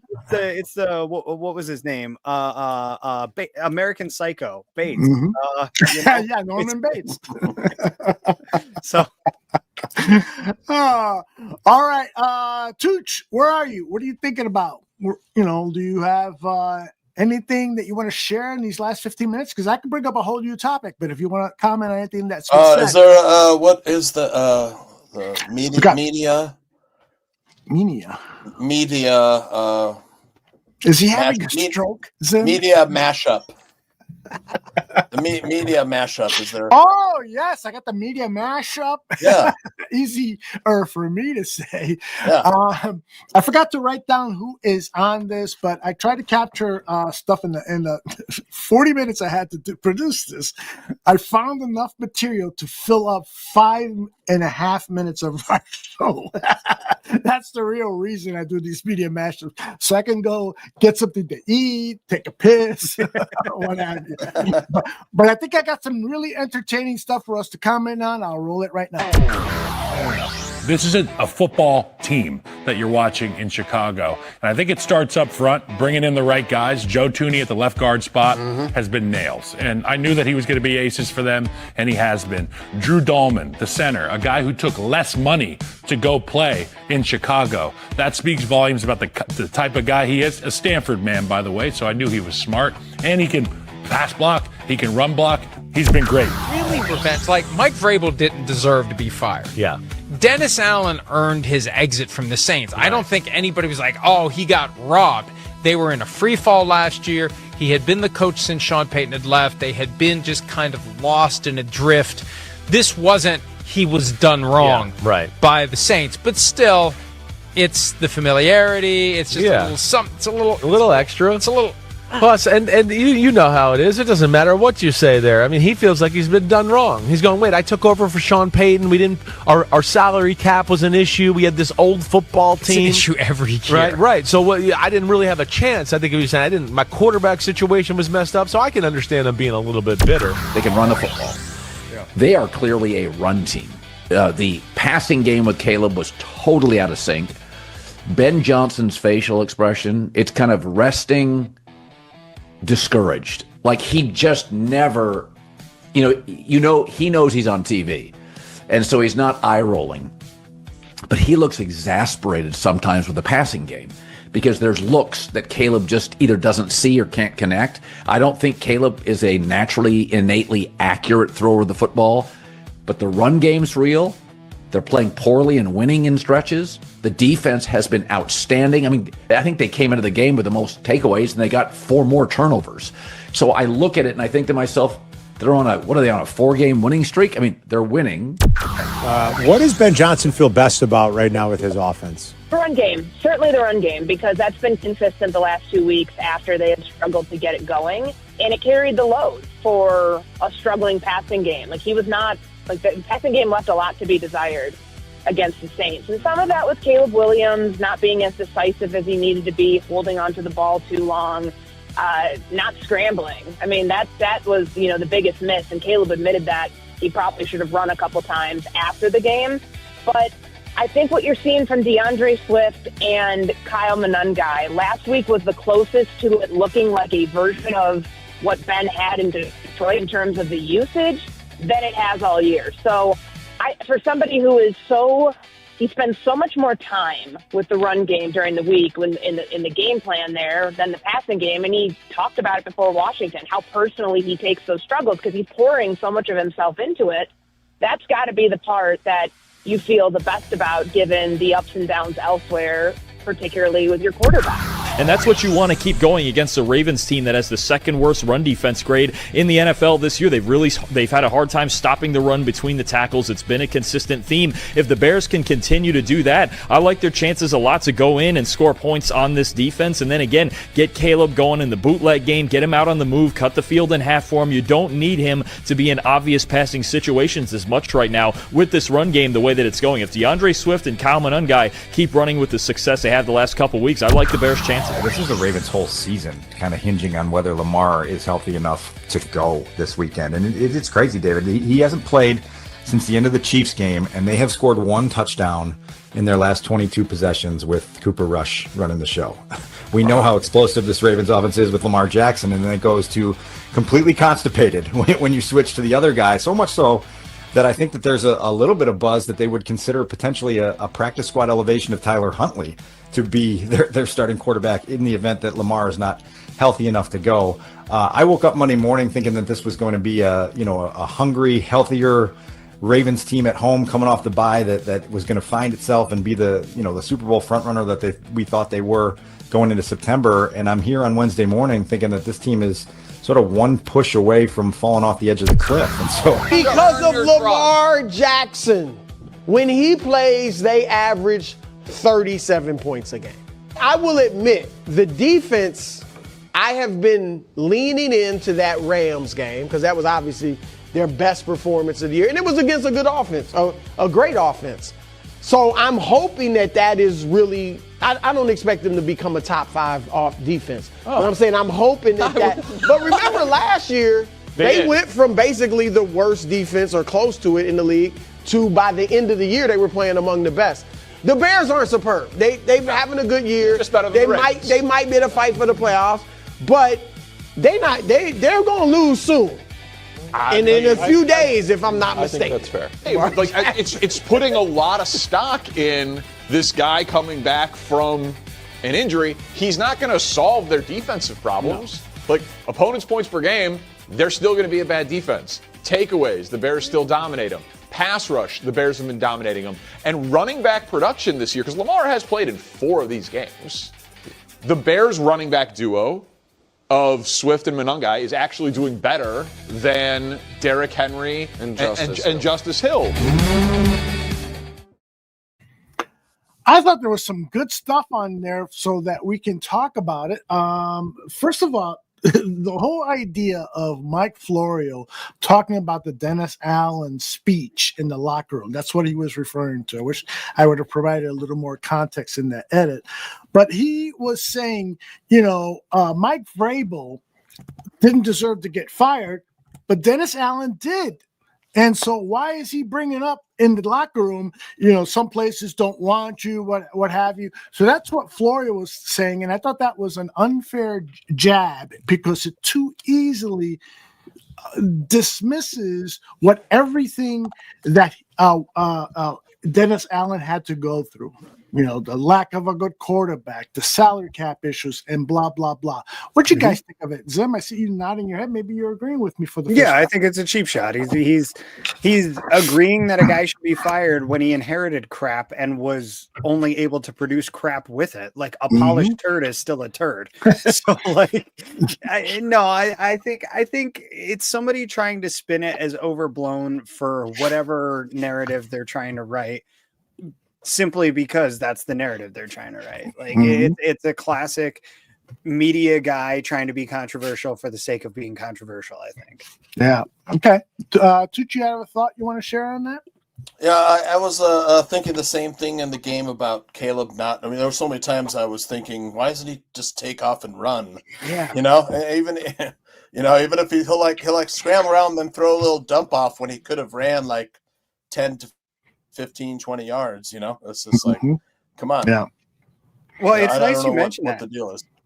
Because I texted that to you during the game. It's like, man, he is so sped up. And then Danikin mentioned it in his 5 points before the show started today about, man, he is so sped up. And for anybody who doesn't see it, I think that there's 2 plays in the last 2 weeks that I can point to specifically and say, this is proof that he's sped up and needs to chill and slow down and bring it in. And it's 2 of the bad snaps that he took. One of them is the one that he took low and to his left, and the other one was high and to his left. But both of them, he bobbled the ball, and one of them wound up on the ground and the other one didn't. But in both cases, he picks up the ball and immediately starts to run. And it's like, dude, your line is still blocking right now. You have time to throw, and you are so panicked that you just ran into a sack. Take the ball, pick it up, get your eyes downfield, and go from there. And it's just that to me is like a microcosm of all of it, where he's getting too sped up and he's not seeing the field the way he should, because everybody's talking about, and this wasn't in your media edit, Aldo, but Dan Orlovsky mentioned this week, speaking of the media, that he's making the right decisions before the ball is snapped. He's making the right decisions when he throws the ball. The problem is post-snap, pre-throw. Those 2.5 seconds, he's over-processing or under-processing, or both at the same time, depending on the situation. He's making the right adjustments. He just has to slow the ball down. And Danikin again mentioned this. There's going to be that moment where he becomes Neo and it all slows down and he's this and that. And now we got to do that. And boop, there's the ball, 80 yards, touchdown. Goodbye. That'll happen, but we've got to kind of go through it now. I think, that media summary is a good summary of a lot of the things that we've talked about already on this show. And just, we could talk about it all day. We really could. I mean, we're Bears fans. That's what we do. One thing I was thinking about, during this whole thing, is, man, it's so much easier to do this show when the Bears are bad. You know? There's so many points to push back on and so many things to say, like, wait, hold up.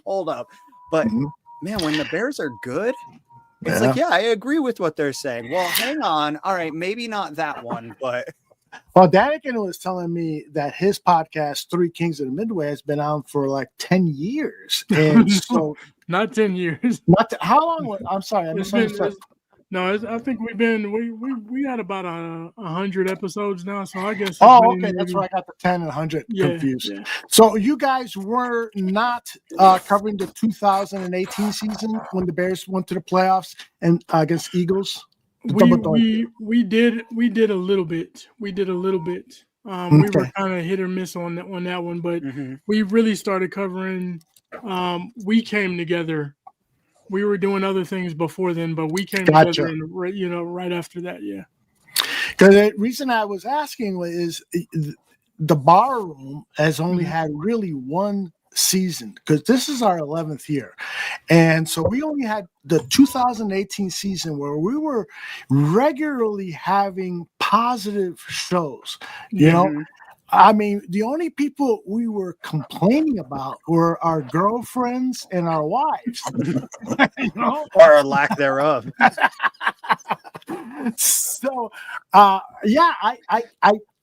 here's something I wanted to say. I put it in the title of the show because I thought we would talk more about it. But with Fitz joining us in less than 5 minutes, I just want to get it out. Maybe we could talk about it later. I do think that this game is crucial for the Chicago Bears. They've got 2 games out in Ohio, Pennsylvania area, Cincinnati and Baltimore. Baltimore first, of course. If they can win these 2 games, it is a monumental step towards making it to the playoffs.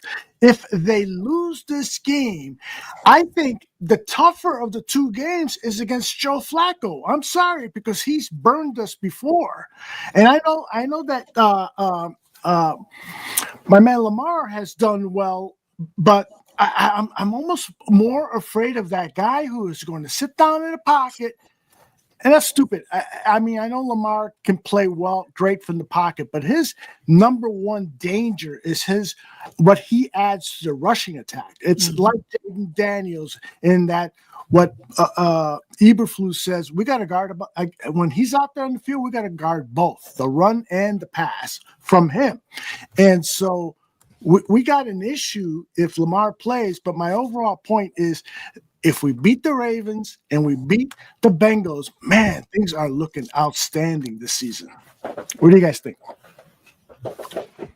Yeah, I think they'll, they're looking up right now, in my opinion. But with a win against Baltimore, that really pushes you somewhere, because people could look and say, "Oh, the Saints, they're whatever, they're not that good." You know what I mean? And we talked about narratives being changed last week, remember? Yep. Sure. And it's like, you could poke holes in every single one of these. That's why I said, to me, Washington wasn't a statement win. Everybody wanted that win because of what happened last year, but it wasn't a statement. Winning against Baltimore, beating Lamar Jackson in Baltimore, to me, that's more of a statement. Yeah, I get you. Hey, we're here. Yeah. The Bears are somebody that you have to. We're not a laughing stock anymore, basically. Especially if Lamar plays. Yeah, especially. Yeah, absolutely. I mean, this game is so different without him. Right. Yeah, he is that special player. And one of the things that makes me feel good about facing Lamar, if indeed he plays, and I think he will, because I think that if Vegas had a sense that he wasn't going to play, that line would move from what it was, 5.5 to like 1.5. Yeah. Here's my one counter argument. They have a second game 5 days after this one. All right. Yeah. It's easy to see him ramping up for this game, but it's just as easy to see them saying, take it easy. We need you a lot more, down the stretch. But this is kind of a must win for Baltimore. Like we say it's a must win for the Bears. It's a must win for Baltimore too. More than it is the Bears. Yes. If Baltimore doesn't win this game, they basically have to run the table. Like they basically have to win 10 straight to finish the year in order to have any shot at replicating the success they've had in years past. Right. You know, I you agree. got to get to that 10-win mark minimum, and they're looking down the barrel of 1-6 if they lose this game. That's so hard. That's so hard. Now, That's a good Lamar, question, PZ. is Lamar 100%? I don't know. He might not even play. Yeah, I got a feeling that he is not going to play. I really do. Now, I think his situation is that it could get a lot better in the next 48 hours, his hamstring. Because he's that close to full recovery. But I think that what he's probably telling the team is, yeah, it still feels a little weird, you know? And so that's why they haven't been more public, I think, in making an assertive, and I'm talking about they, being the Ravens administration, Harbaugh and so forth, making an assertive proclamation that he's going to play. Now, Wednesday is the first day of the actual injury report sanctioned by the NFL. So we'll see what that says. I mean, today's Wednesday. What the fuck am I talking about? But for them, I guess because they're coming off a bye, their first injury report comes out on Thursday. Yeah. Have you guys seen the Bears injury report? Speaking of, it is No. not pretty. Oh, tell me. Oh my goodness. DNPs for Roshan Johnson, Cole Kmet, DJ Moore, Tyreek Stevenson, and DeAndre Swift.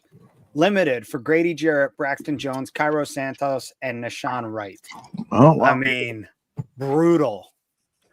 All right, so let's take this from the bottom up. Amin is a great special teams player, so I could see him maybe, being activated to play in future games. Maybe not this Sunday.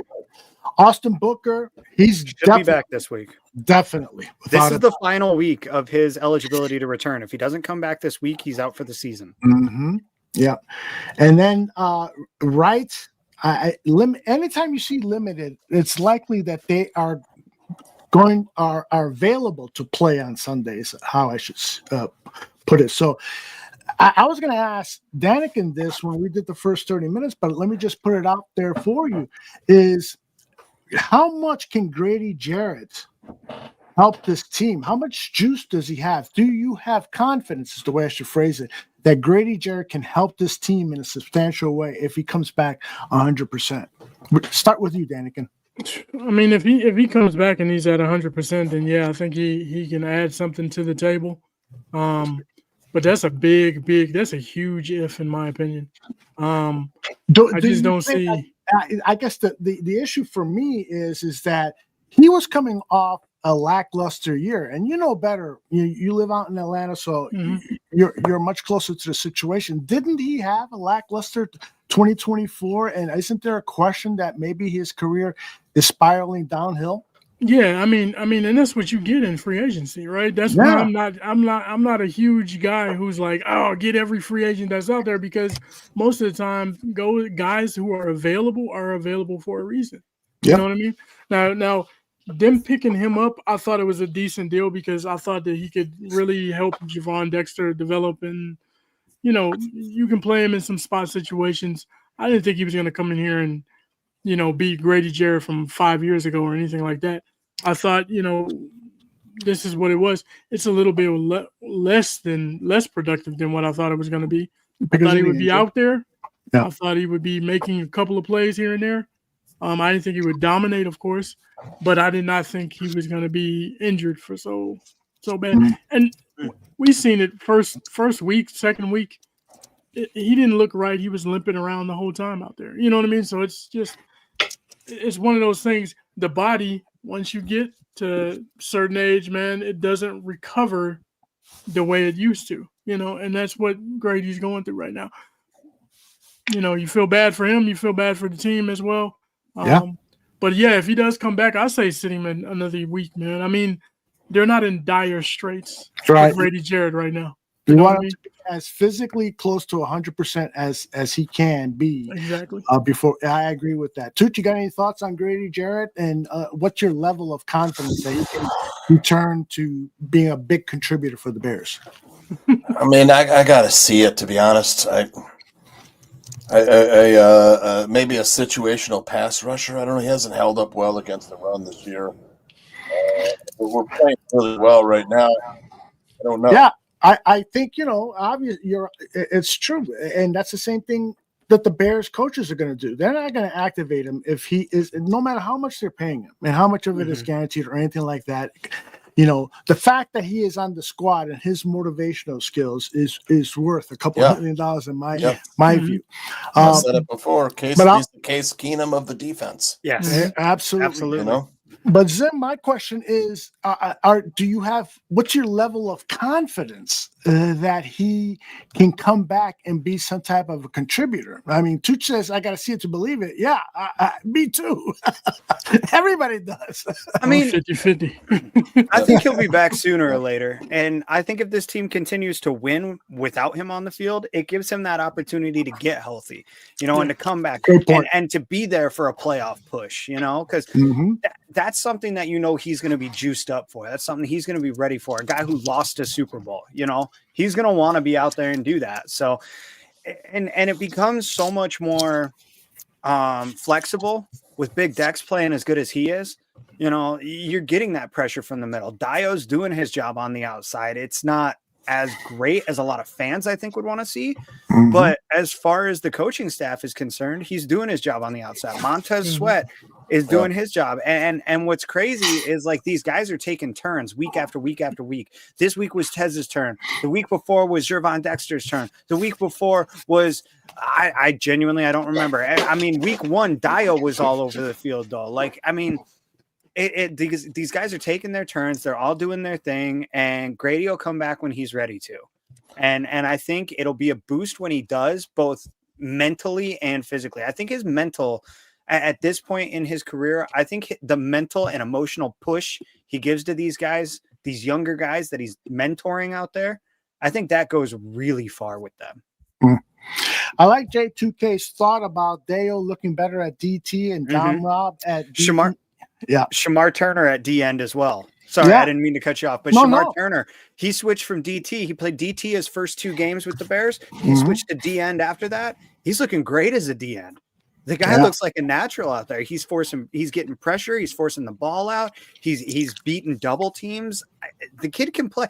We were all busting on Poles' balls for weeks about his failure in the second round. And all of a sudden, I didn't have anything to do with anybody's balls. You got me confused. I'm just saying, we were all unhappy with his drafting abilities in the second round, and all of a sudden, it seems like one of these guys, maybe 2 of them, are starting to really show some signs of life and starting to look like some real contributors out there. Let me interrupt you for a second here because I'm starting to get hungry.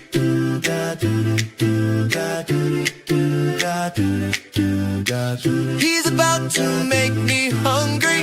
Gonna microwave popcorn, trust me. When he talks about food, my appetite is renewed. This is Fitz with his restaurant critique. There he is, Mr. Fitz. Hello. Patiently waiting backstage while we're talking football. Oh, where'd Sim go? I want him in on this. No, look at this. Look at this. Mr. Sweetness. I love it. There it is. I love it. Thank you, obvious shirts. There you go. Fitz, are you old enough to have seen Walter Payton play? I was old enough, but I didn't get to. So I understand. It was 87 when he retired, so I was about 12 years old. Right. So, I remember him very well.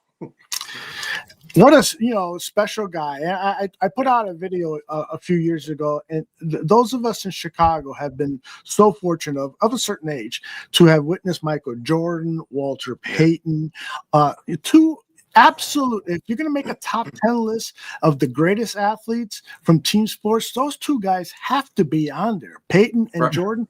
And man, we've been very, very fortunate. Yeah, right at the top. Payton, it's the older I get and the more I think about it, it's hard to say it. The greater the case I can make that he is the best offensive player in NFL history. Maybe Jim Brown, that would be one that I would say, okay, fine. But I think just pound for pound, a guy his size and what he brought to the table and what he did. Yep. It wasn't until, let's see, when was he? 75 was his first year, 74? 74. It wasn't until 1984, the year he broke the rushing record, that there was a Pro Bowl offensive lineman in front of him. Mm-hmm. Yeah. Wow. I mean, to do everything he did for so long, it's ridiculous. And he could throw the ball too. Yeah, he could throw. He could throw it. He could catch it. He could return kicks. He could kick. He could block. I mean, he literally did all of it in games. Like, that's what the craziest part about Walter Payton to me is if you look at his like all-time stats, he's got everything on it. Yeah. When he retired, he owned every rushing record you could think of. Right. Yeah, it was. He was one of the things that made him so great, all-round capabilities. I'll never forget as a kid, I was watching a game on CBS, Bears, and I don't remember the opponent, but there was a blitz, and Peyton did a bad job of picking up the blitz. And at the time, and since after that, that was the only time I saw Peyton do a bad blitz pickup. And I'm thinking to myself, is he injured? Maybe he did. That's why he didn't get, because his shoulder was hurting, because he was carrying the ball 30 plus times every game, every week. And what made me this so memorable is the analyst at CBS says, yeah, he's not a very good blocker. What? What? He was one of the best ever. Yeah. And so, man, the guy, he gets a lot of accolades, but still not enough. Not enough. Yeah, you're right. My favorite thing about Walter Payton is contextualizing it, right? Because so many people, that was back then. That was they didn't see him, they don't understand it. So fantasy football, for example, right? Yeah. We have not had a number one overall fantasy player repeat in back-to-back seasons in something like 15, 16 years. I believe. God, no, I'm not going to say it, but I think it might have been Adrian Peterson. Not sure on that. Don't quote me. No, it makes Walter sense. Payton three-peated as the best fantasy player, not the best fantasy running back, the best fantasy player in the league for 4 seasons in a row. Wow. Gee, that's crazy. 3 seasons in a row, excuse me. 3 seasons in a row and 4 at the same position. He was 76, 77, 78. Believe it or not, 77, 78, 79. Oh, okay. Wow. I mean, but yeah. And again, like I said, he's got stats in every category. He was the kicker at Jackson State when he was there. Yeah. Pretty wild. So Pretty crazy. wild. Fitz, so let's talk about the Bears win on Sunday over the Saints. Overall, what was kind of the biggest headline for you personally? He was at the game. I was there. Yeah. Oh, that's right. Yeah. I'm sorry. Yeah. There you go. That's it. Did you start with the Jimmy Beam and RC? That's all I drank there. I love it. Very good. Tell us about your experience at Soldier Field. The rain kind of put a damper on the whole tailgating thing. I had some change of plans, but I met up with a buddy that I'm from high school that I hadn't seen in 30 years. He's from California now, and cool. Out in the Adler Planetarium lot, so I got to hang out with him. It's great. And then rain stopped by kickoff, so by third quarter it actually felt warm, but from my vantage point, it was the turnovers. It just and always thinking that they were going to get one. It just in the back of your mind every time that the Saints lined up under center, you're like, oh, the Bears are going to get it at some point. They're not. And it seemed like they got it, other than the end of the drive at the end of the first half, and then the first drive of the second half, they were coming away with the football, and it just. The crowd was electric. It was just they cheered loudly, they booed loudly on some horrible calls again, and it was just great to be in that atmosphere for a couple of hours watching it from the stands. Did you go with family members? Obviously, you didn't go by yourself, right? Yeah, I did go by myself. Oh, you did? Yeah. Okay, My friend has season tickets, and I got one of his tickets, and I ended up meeting him. Yeah, so he was the one who bailed on the tailgating, and I just met him at the stadium. But lucky you. So he was there at least to watch the game with you, right?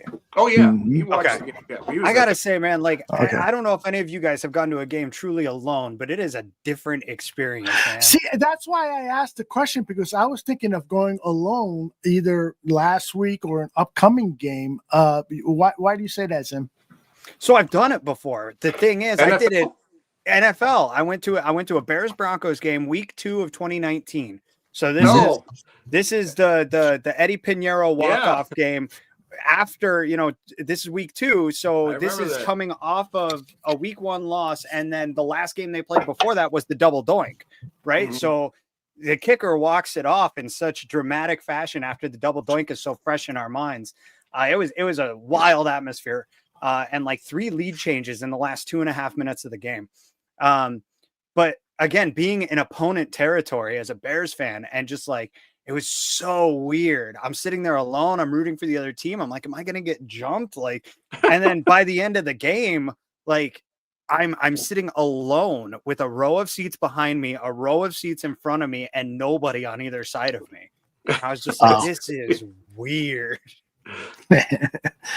By the way, Brandon Lawson, I just want to do a shout out to him. He sent some of us some nice pullovers and stuff, and we'll be wearing them soon, Brandon, to show them off. But thank you for all you do in support of the barroom. Go ahead, Fitz. I didn't mean to interrupt you. Oh, no. I was going to say, I've been to baseball games by myself. I've never been to a football. I guess, Zim, as an opposing team, that could be pretty lonely. I was going to say, going to a Bears game as a Bears fan, I don't think you could be lonely. That's it. And I get that. I've only been to one game at Soldier Field. I went with my cousin, but I mean, still just the two of us in a sea of navy and orange. And it is such camaraderie. Yeah. It's Danikin, you ever go to a sports event by yourself? And don't forget to unmute there. I got him. I have actually. I appreciate that.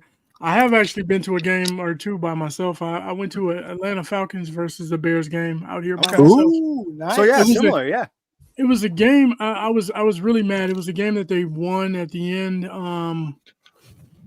You remember there was some issues with the clock.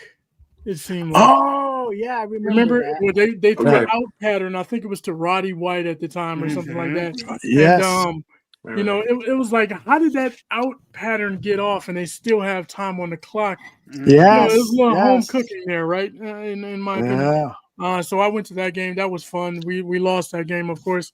I went to a game here in Atlanta. I think it was like 2 years ago, maybe 3 years ago. Justin Fields was the quarterback. That was a game where they lost it at the end as well. Yeah. Oh, it's a different one. Okay. Yeah.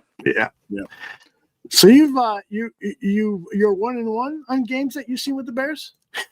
Yeah, and then of course I go to Detroit every year, right? So I go to Detroit and I see the game in Detroit. I got a friend of mine. He's a Detroit fan, so we go to that game every single year.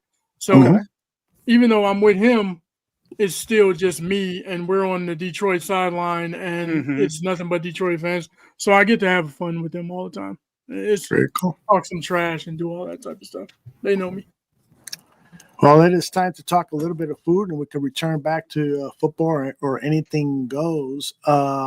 Before I play this video for you, Fitz, I want to ask you a question, and then maybe you can lead into the video. Is for you personally, what makes for a great pizza? Okay, so there's 2 different kinds of pizza, as we know. There's for like a thin crust tavern style.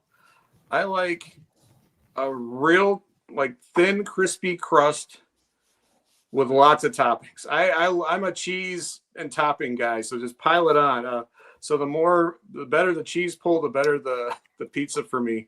And and for deep dish, I'm a lots of toppings person. Pile it on.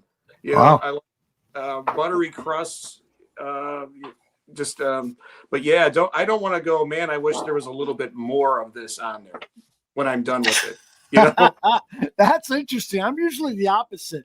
I want more, but then I'm kind of satisfied by the fact that I liked it so much that I want more. I don't know why.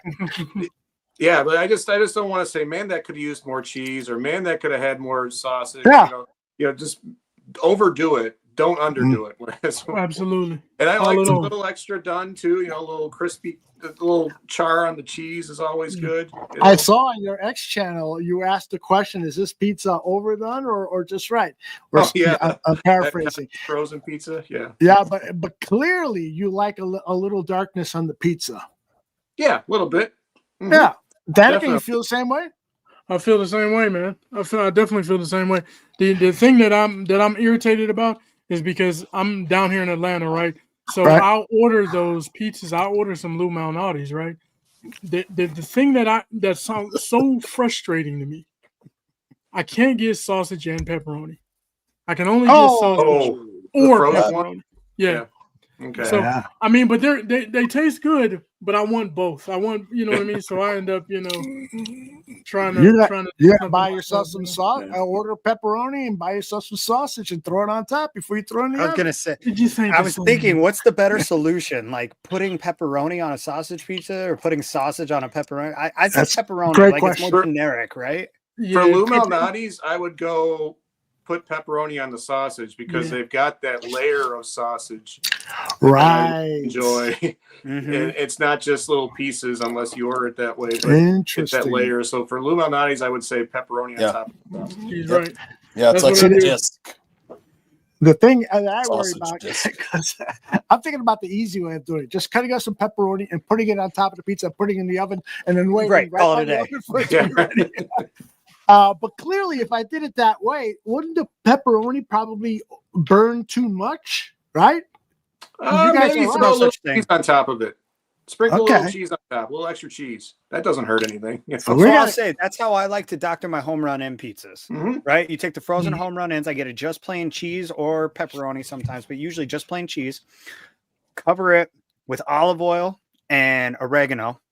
And then you slap down some Italian sausage and some pepperoni on it, and then cover it with another layer of mozzarella cheese. There you go. That way, like you say, Fitz, like I mean, and you can add up whatever other toppings you want. Some onions, some peppers, some olives, whatever.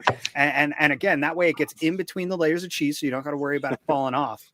But that little olive oil and oregano, like to me, the home run in sauce has like this very distinct kind of tanginess to it, and that kind of helps mellow it out a little bit with the flavor of the toppings. So the home run is a really, really good frozen pizza. It is, and it's really good on a grill. Home run in. I'm gonna have to try that. On top of it, make sure it's charcoal, because that adds a little flavor too. But a grilled home run in pizza it'll change your life, I think. All right. Man, I'll try that this weekend. Watch. There you go. I favor Red Baron. You guys ever had Red Baron frozen pizza? I just had one the other night. And I think it's great. I gave him so much crap. I was like, that is not my brand of pizza. I get it. You like it. We'll get it. It's fine. I want to make sure you eat. I will be fine. No, my secret for a frozen pizza that I don't like is just to smother the bitch in hot sauce. That's it. I got two specific hot sauces I'll use on pizza, and that's it. Oh, Stephen, treating his frozen pizza the way I used to treat my ex-girlfriends. Anyway, Fitz, you want to introduce your video? Yeah, so Chester's Tavern in Summit. It's been there 95 years, 1930 they opened, and they've been serving pizza this whole time.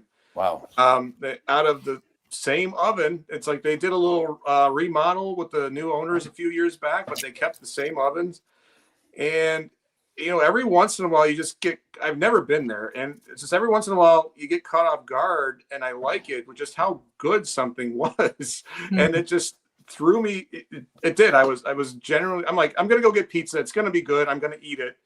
But this was really good. The crust had that crispy, but there was like a butteriness to it, and the sauce was a perfect amount of spice. If you're into sweet sauce, this was not a sweet sauce. And there's plenty of cheese on it. I thought it was very just really well done, and a little char on the crust at the on the ends of it. Even the chicken wings, I wasn't gonna have the chicken. I just ordered chicken wings because that's what you do with pizza. But I'm like, these are really good, so I added them to the whole video. My wife got teriyaki. I got buffalo because she doesn't like the spiciness. She's Cuban. She doesn't like hot food. So, and she yes, go figure. She grew up but on she the ate wrong all her side wings. of the island. That's what happened. They don't eat spicy stuff in Cuba, but but she ate all her wings. I ate mine.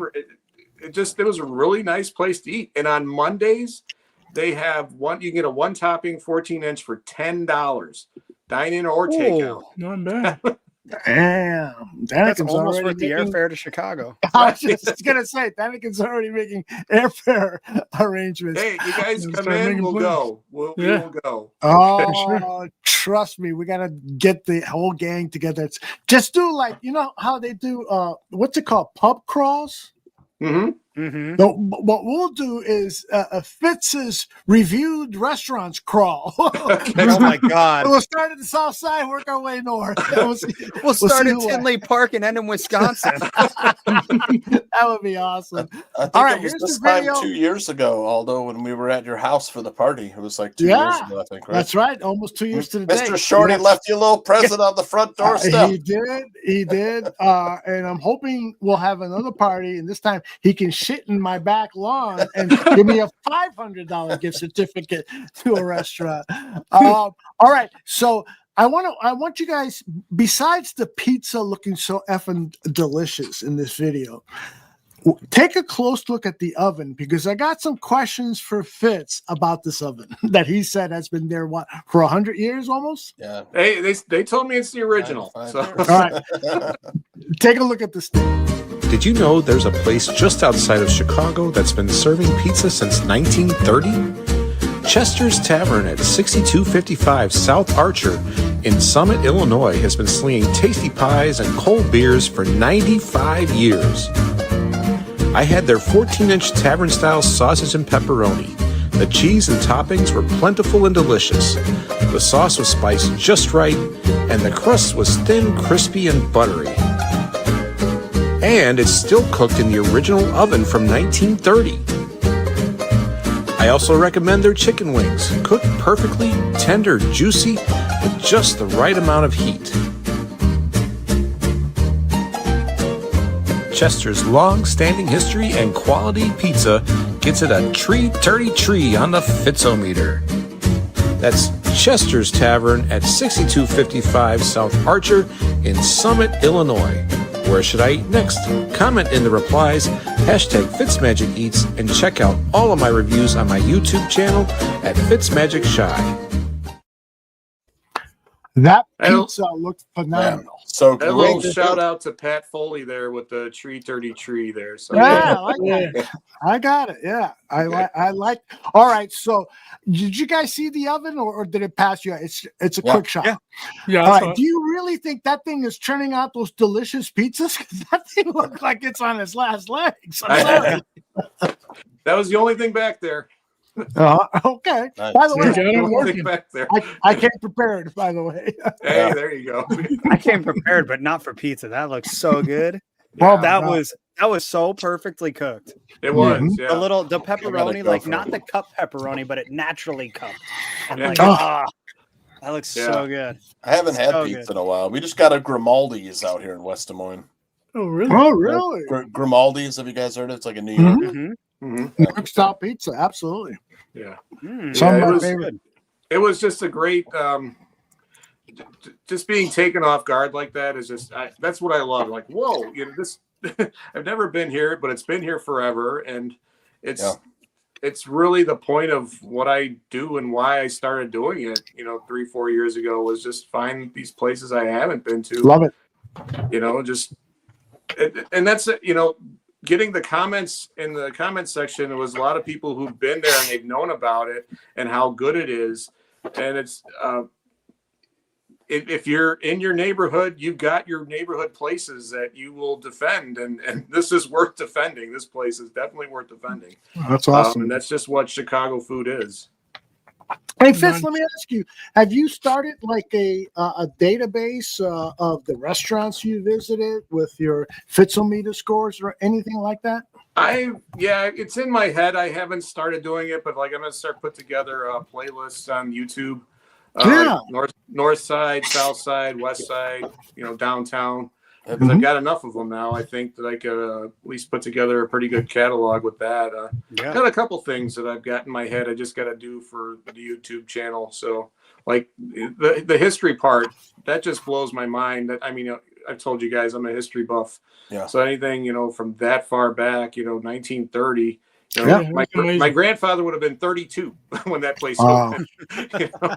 Amazing. That's 95 years old right now, man. That's crazy. Yeah. Like the oven and stuff. I mean, that's amazing.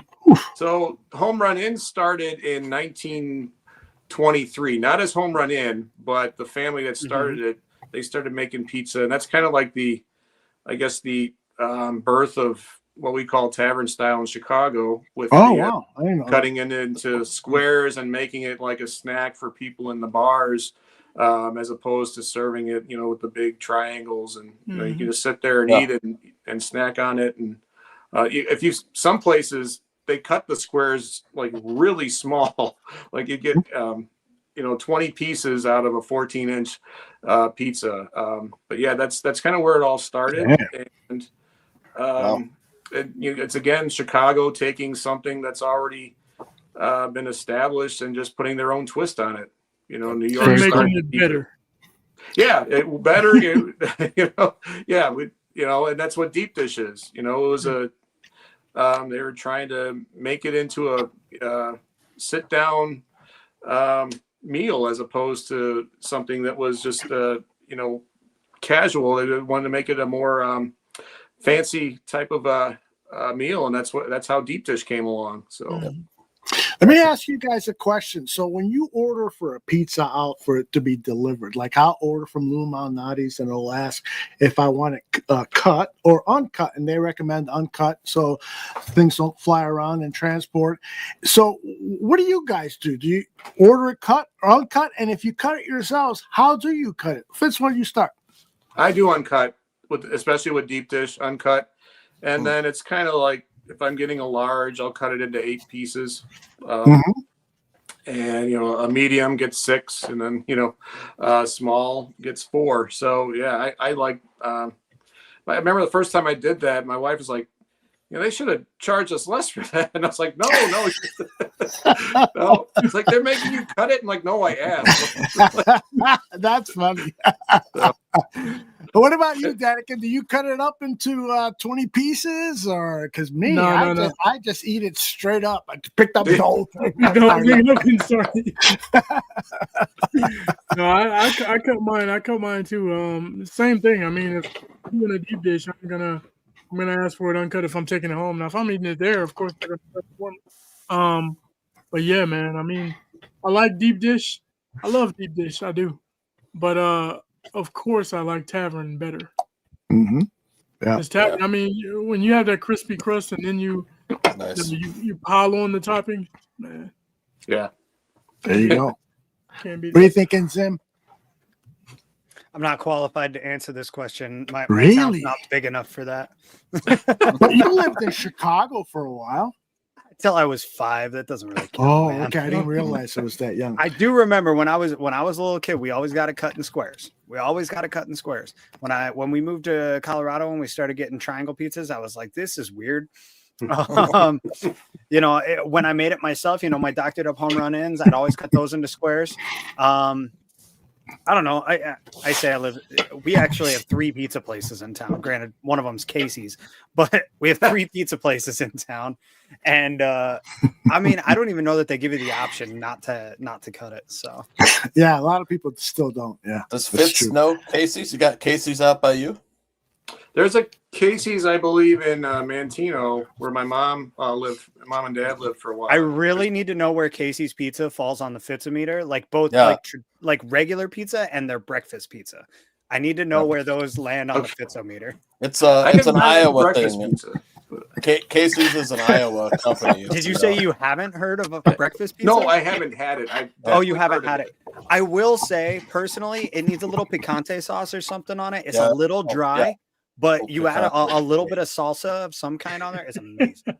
Yeah. Hey, let Some of me those tell you used to have a something. breakfast pizza. They used to deliver.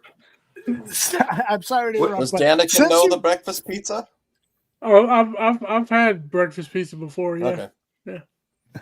I just want to say, since Fitz has been on the show, I applied the Fitz meter to everything in my life. You know, I swear, my wife's Your life. cooking. You know, this cookie is a 305. Everything in my life, and You know, Aldo's wife told us the sex was a 205. Aldo. Actually, it's below the Mendoza line, which I Ben don't know what below that is. 199. Exactly, it's terrible. Anyway, but the Fitzometer is the way I measure my life experiences now. That's funny. I do the same thing. The problem is I'm way too biased about everything. It's either a 402 or like a 189. That's why So- I gotta hand it to Fitz. He's you know, kind of has a strict batting thing there. Yeah. So the RC Jim Beam and RC Yeah. fellow that was on there, my friend Rob Wellen, he actually convinced me to do this, the Fitzometer. I don't know if you noticed, he gave that RC and Jim Beam a 525 or something. Whoa! And I was getting comments about that, like, what's going on? I'm like, you know what? There it is. I gave the Bears game 1,000 on the first win against the Saints wild. in 2008. So the Fitzometer is for the people. You make it whatever you want. If it brings out a 525 in you, then it brings out a 525. You know, that's what I do. If it brings out a 200 in you, it brings out a 200. Yeah, That's what very I good stuff, man. Very, very good stuff. All right, let us now. We got about 40 minutes or so. We have to talk about the show Trash. Now, Fitz, Wait. where are you with your schedule of I watching? finished did you? today. Okay, wow. finished today. Yes. Zim, you Yeah, haven't nice. you haven't even started it. I right? haven't started. I have way too many other pop culture media things going on in the middle of trying to do all my math homework and Yeah. everything. What Like, the hell? Oh my gosh! I Danikin can't even. see, I've just got Danikin pages started, on right? pages of just fucking equations here, man. Hold on. Front hold and on. back. Hold Front and that up back. again. Hold that up again. Let me see. Come on, that's your kid's homework. Come on. What the hell? You're never going to use that stuff. That's what I keep screaming as I'm trying to do it. My wife's doing the same thing for nursing school. I'm like, what? You're never going to use this. I'm sitting here doing my algebra homework and I'm sitting here. I don't get it. I'm never going to fucking use it anyway. Never. I think it's just to test your brain, you know, to see if you're a right brain It or is. left brain person. It's to make sure that you have enough brain power to do the other stuff. So Yeah, I'll tell you what, And man, a little bit of torture. J2K, for you asking, what am I learning that I need math? I'm going into hopefully accounting. So I do unfortunately actually need the math Yeah. as much as I need Excel. I You're know going Excel into already. counting. Yeah, for now. I'm shocked. You're a very creative person, and that is a total use of the But left if- side of your brain, which you probably keep haven't it- used. To keep it very simple and quick and succinct so we can get back on topic here. I realized over the last several years of my life, I will never be happy or fulfilled by my work in my life. So I might I'm just not that kind of person. I need to do You're following creative the things money. outside of work. And the moment that I start doing creative things as work, I no longer want to do them anymore. Interesting. Okay. I might as well go find a good, steady, sustainable, hopefully recession-proof job that just keeps me employed for like the next 30 years so that I can see my kids grow up and have a retirement when all is said and done. Yep. So Nothing wrong with That's all. anything you said there, man. Totally. All right. Where were we? We're talking about task, and you raised your hand, Sim, and said you wanted to say something about the show. I wanted to back it up just a moment because Fitz has inspired me to try new Oreos. Oh, yeah, yeah. Wait, Fitz did those ones. Did you taste those ones here? Did we do these ones? I thought you did. It was the Oreo. It was the Oreo cookie. It was the cookie. So it was the Oreo cookie with the Reese's in it. Right. That's the inverse of what I did. The Reese's with an Oreo in it. Yes. Oh, wow. I did the cookies with the Reese's. You're beating Fitz to his own game. Well, he approved it in our Twitter. Yes, DM, I did. So It's for everybody. By the way, I have a really, really good sex analogy going on here in my brain. We're going to pass it up right now. You can't stop there. Reese's cup on bottom, Oreo cream on top. Nice. It looks good. Nice. There we go. I mean, you know, break that thing in probably half. kill you, but There you go, down the middle there. Look at, is that like the Oreo crumbles on the inside there? Peanut butter and Oreo pieces? Damn, this is like There it is, dropping acid in the 80s. Okay.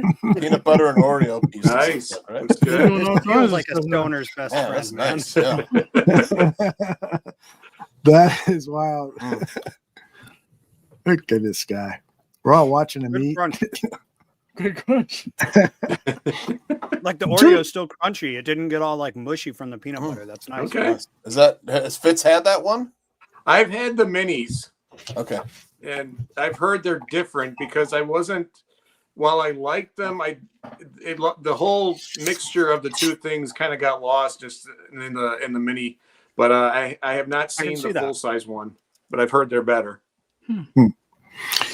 It very much feels like a Twix. Oh, with like a little less cookie in it, and peanut butter rather than caramel. All right. Do you want to get a lot closer to your microphone and describe that again? Because Cliff is looking for some ASMR. Just get up real close and talk about the sugar and fat content. There you go. 200 calories. 11 For one grams or of two? fat. That's funny. That's funny.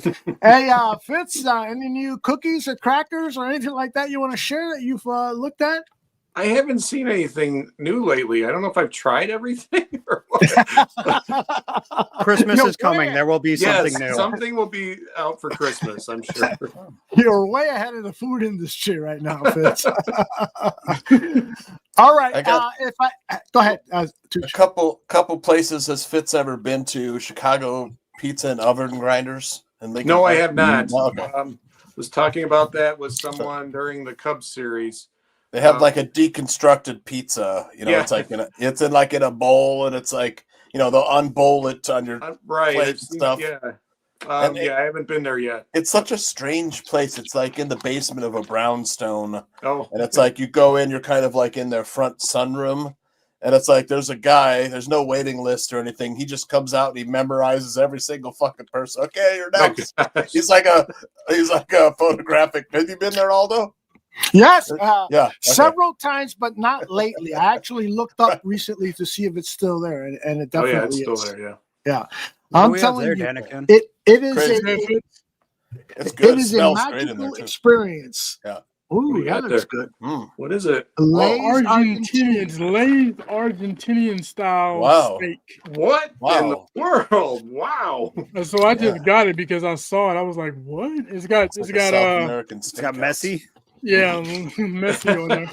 Nice. No, hey, you can't hold that bag out and then walk away like you're teasing. Yeah, what are you us. doing?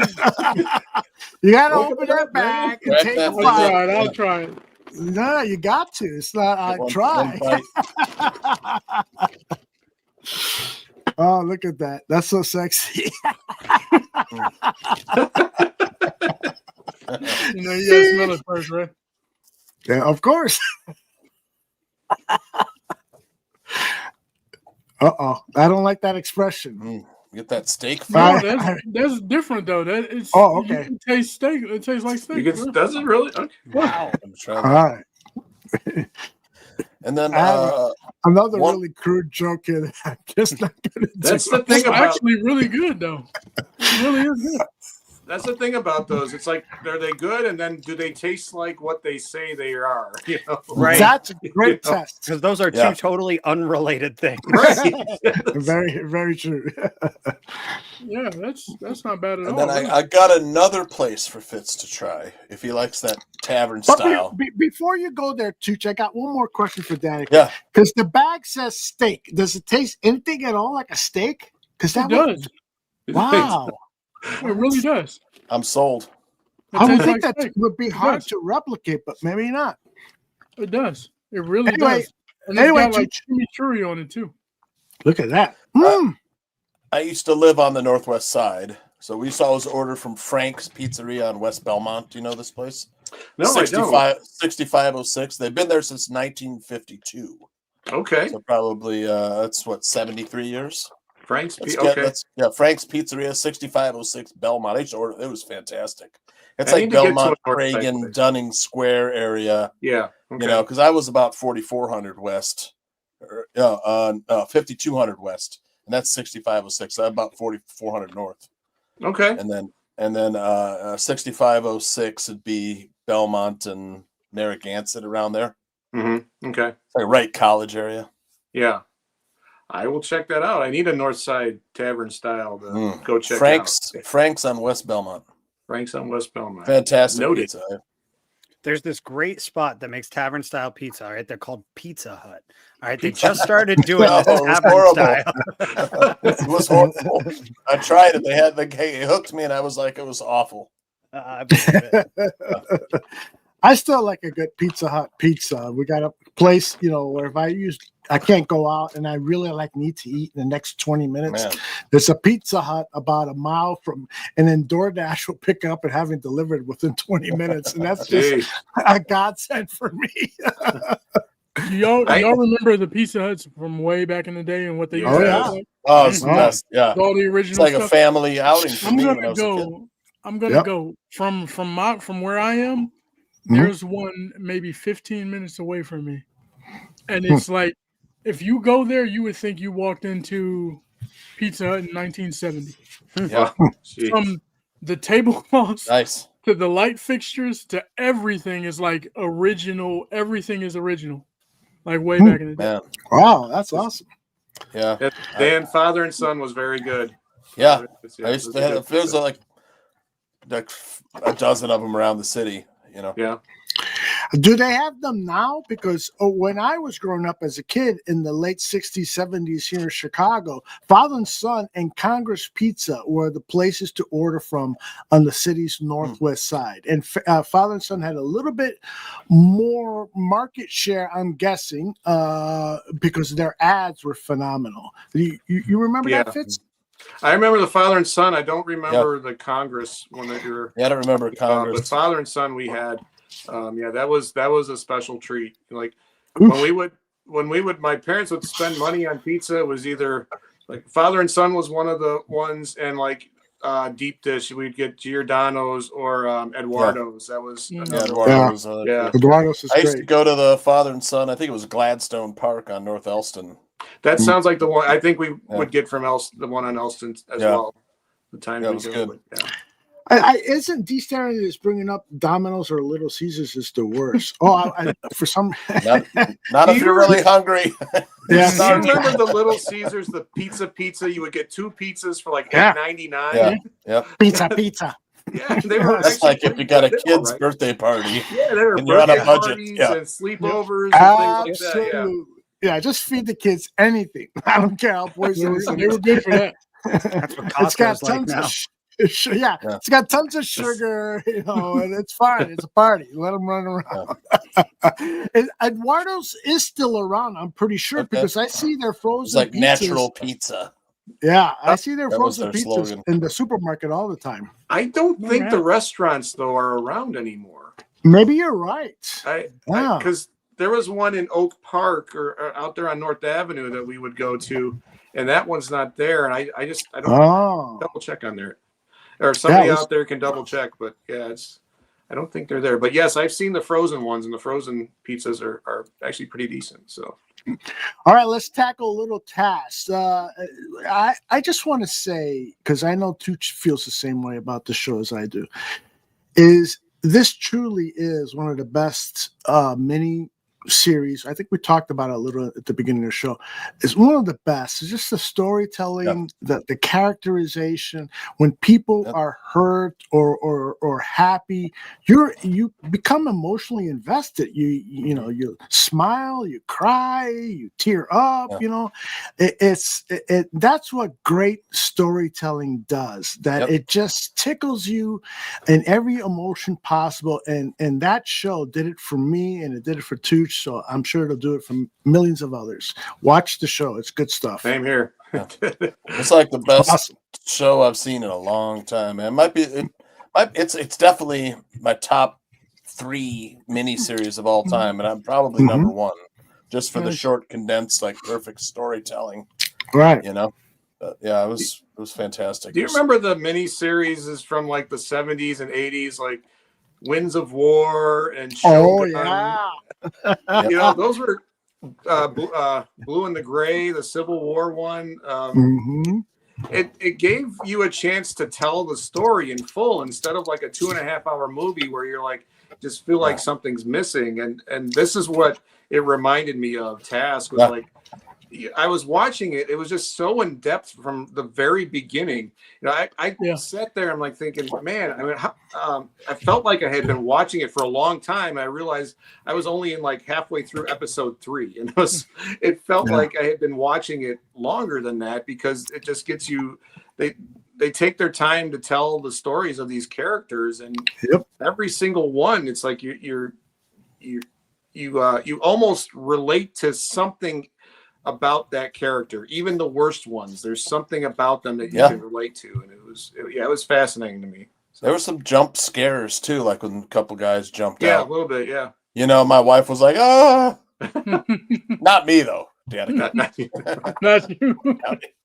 You know what I think is interesting, you know, to Fitz's point is in the previous century, movies were the biggest art form where crowds congregated to movie theaters. You know, the price was affordable to the middle class. They could sit down in the theater with strangers and experience the adventures of Charlie Chaplin from the silent era to, you know, all the great stars of the 30s, 40s, and 50s movie making and so forth. But I think that this century is, you know, the movie theater experience is going to wane, and what is going to happen are these 6, 7, 8-part miniseries where you become invested, particularly because people aren't reading books anymore. And so that can be substituted. This long form storytelling can be substituted with the miniseries. And I hate to say it because I am a movie lover. I love going to the theaters. I love thinking about the popcorn, how they make it here, as opposed to I think about what's in the concession stand. I think about the scene in the movie. I watch people's reaction to how they're reacting to the film, and I'm judging the film. The whole movie experience is great, but I think it's over with. You know, I don't think young people want that experience. Yeah, it has to be a big event now. You know, it's like it better be like a blockbuster roller coaster or something for people to shell out the $100 it takes to go with a family of 4. You know, probably more than 100. You know, I just got a text from my mom. Okay, she said that there's 2 locations, Eduardo's locations. There's one on Dearborn Street downtown, and in Munster, Indiana. So, please, ask her what Task got on the Fitzometer.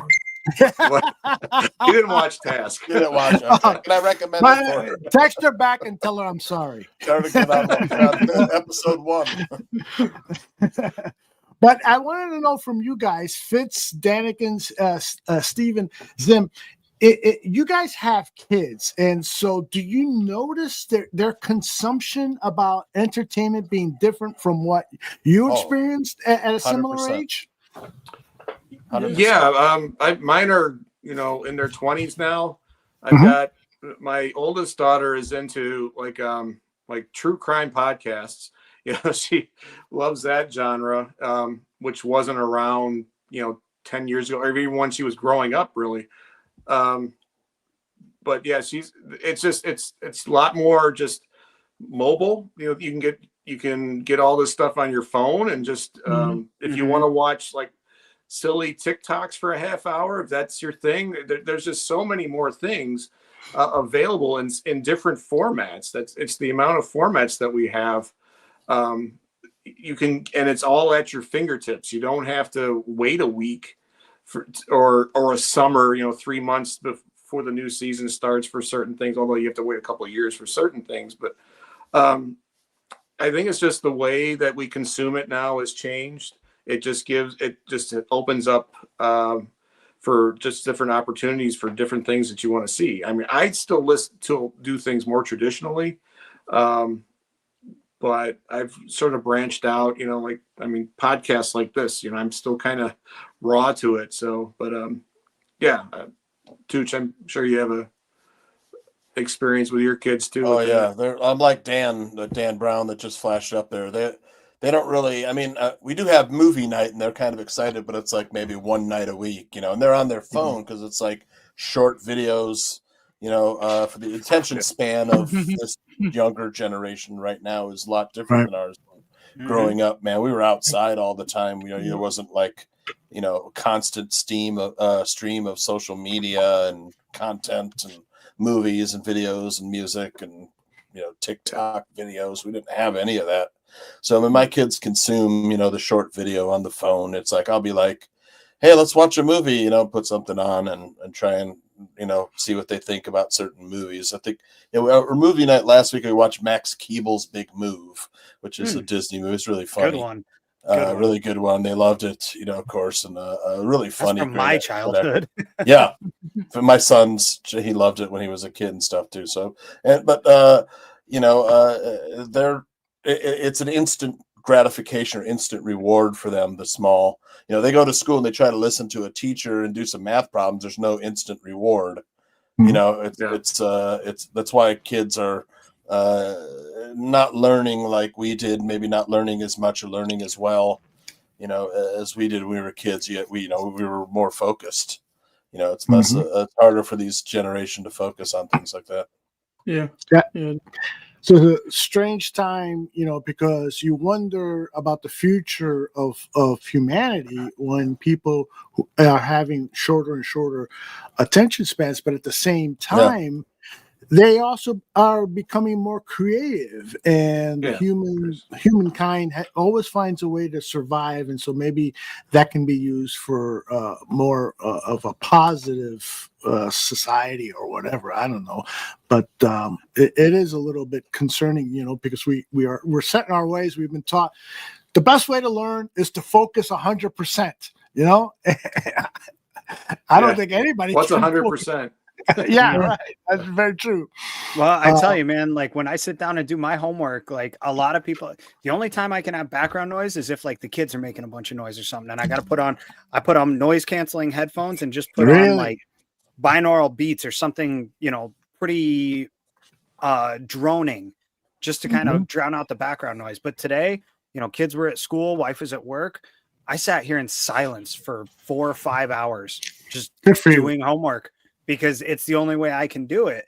Whereas, I know some people need that background noise. Now, I will say, I do, my best friend and my son both have ADHD. Their brains work totally different than mine. They need that background noise in order to stay focused on what they're doing. It's a totally different thing. They have to be able to not listen to one thing in order to listen to the other, like by sectioning off their brain like that. That's how it works. And it's so interesting to me. Now, all that said, the way that my son consumes media is definitely different than the way I did, but it's also the same at the same time, in the sense of, he's very into his shorts and stuff like that, but we try to limit that. He'll sit there and he'll watch a TV show all afternoon the same way I would if you gave me the opportunity. I'd plop my ass in front of the TV for 4 hours every day after school if you gave me the chance. My parents kept me in activities, and during warmer months he's always in activities, so I'm trying to do what I can to limit it, but at the same time it's like there's only so much you can do. There's only so much you can do at this point. And There's also so much easier access to certain things than what happened, when you guys were kids and when I was kids, because when you guys were kids, like we didn't even have video game consoles like to the same level that we do today. Or even when I was younger, they were nowhere near what they are today. So it's interesting to see how kids develop with that nowadays as well. Both my boys love video games, and it's super interesting to see them, pick it up and learn, because I feel like it's a great thing to do it. As long as it holds your attention for more than 20 minutes, I'm cool with you doing it. Do whatever you want, as long as it's for more than 20 minutes, So at the same time, my son is so excited for the upcoming season of Stranger Things. And when I was his age, I don't know that I even knew what a season of a show was. I just knew show's on, I'm watching it. That sounds awesome. And the last season of Wednesday that just came out, he's all about. This new season of Stranger Things coming up, he's super excited for and ready to watch. I mean, he's gonna be a media buff, I think, when he gets older. He's super interested in cameras and movies and YouTube videos and the production of it all and how that all goes. So I'm very interested to see how that goes as he grows up, because to me, the experience is just modernized. It's not different, it's modernized. Yeah, interesting. Yeah, to your point, there's about things being different but the same. Kind of. My daughter growing up, I was always listening to talk radio, to sports radio, something on the radio, and she just like, how can you just sit there and listen to people talk? And I was like, well, I just like it. My dad did it, so I do it. And now she loves listening to true crime podcasts. She's in the bathroom listening to something while she's getting ready. She's in the car. I'm like, look at you. How can you just sit there listening to somebody talk? And she's like, oh yeah, you're right. Okay. It's so true. It's so true. I'm waiting for my son to realize that when he starts to drive, because we don't live in a super, I've pointed this out several times tonight and over the years, but I don't live in a super populated area. If you want to go into the city to do something, it's a 30-minute drive, and it's a 30-minute drive down a straight, boring highway. So you listen to podcasts or something, because listening to music, it just starts to kind of repeat in your head. You got to listen to something more linear and long form than that. So you listen to your true crime podcast, you listen to Hogan Johns, you listen to Bears Barroom, the Barroom Network, excuse me. you listen to all that kind of stuff to fill your time, and it suddenly starts to make sense. And so, yeah, I see that, and I think it's just a matter of time. They consume it so differently now, though. Like the only thing that I'm concerned about sometimes is that people, and they don't branch out all the time anymore, right? So when I was younger, there was a litany of different things that we would watch, right? It's not just one thing, not one type of video or anything like that. My son, he's 8 years old, so at first he's watching YouTube Kids and stuff like that, and then he started getting a little bit older, and he was afraid to ask me, but he's like, can I have YouTube now? Because I have parameters on it. You know what I mean? So because you can come across some crazy stuff on YouTube. So it's like, I still have those parameters, but I opened it up a little bit to him so he could look at it. But he loves Spider-Man, and he has several of the Spider-Man video games. So he plays those, and he actually watches videos of other people playing. Oh, awesome! You know what I mean? So and he loves doing that. So he's doing that, but he's learning how to play the game too, and things like that. And he's like, I want to do that. I want to make videos of me playing the game and let everybody watch me. So he's now doing that a little bit with like Roblox, right? So he's able to do that with Roblox, and they got like a little community where it's, I'm like, who are you talking to? You know what I mean? And he's on that.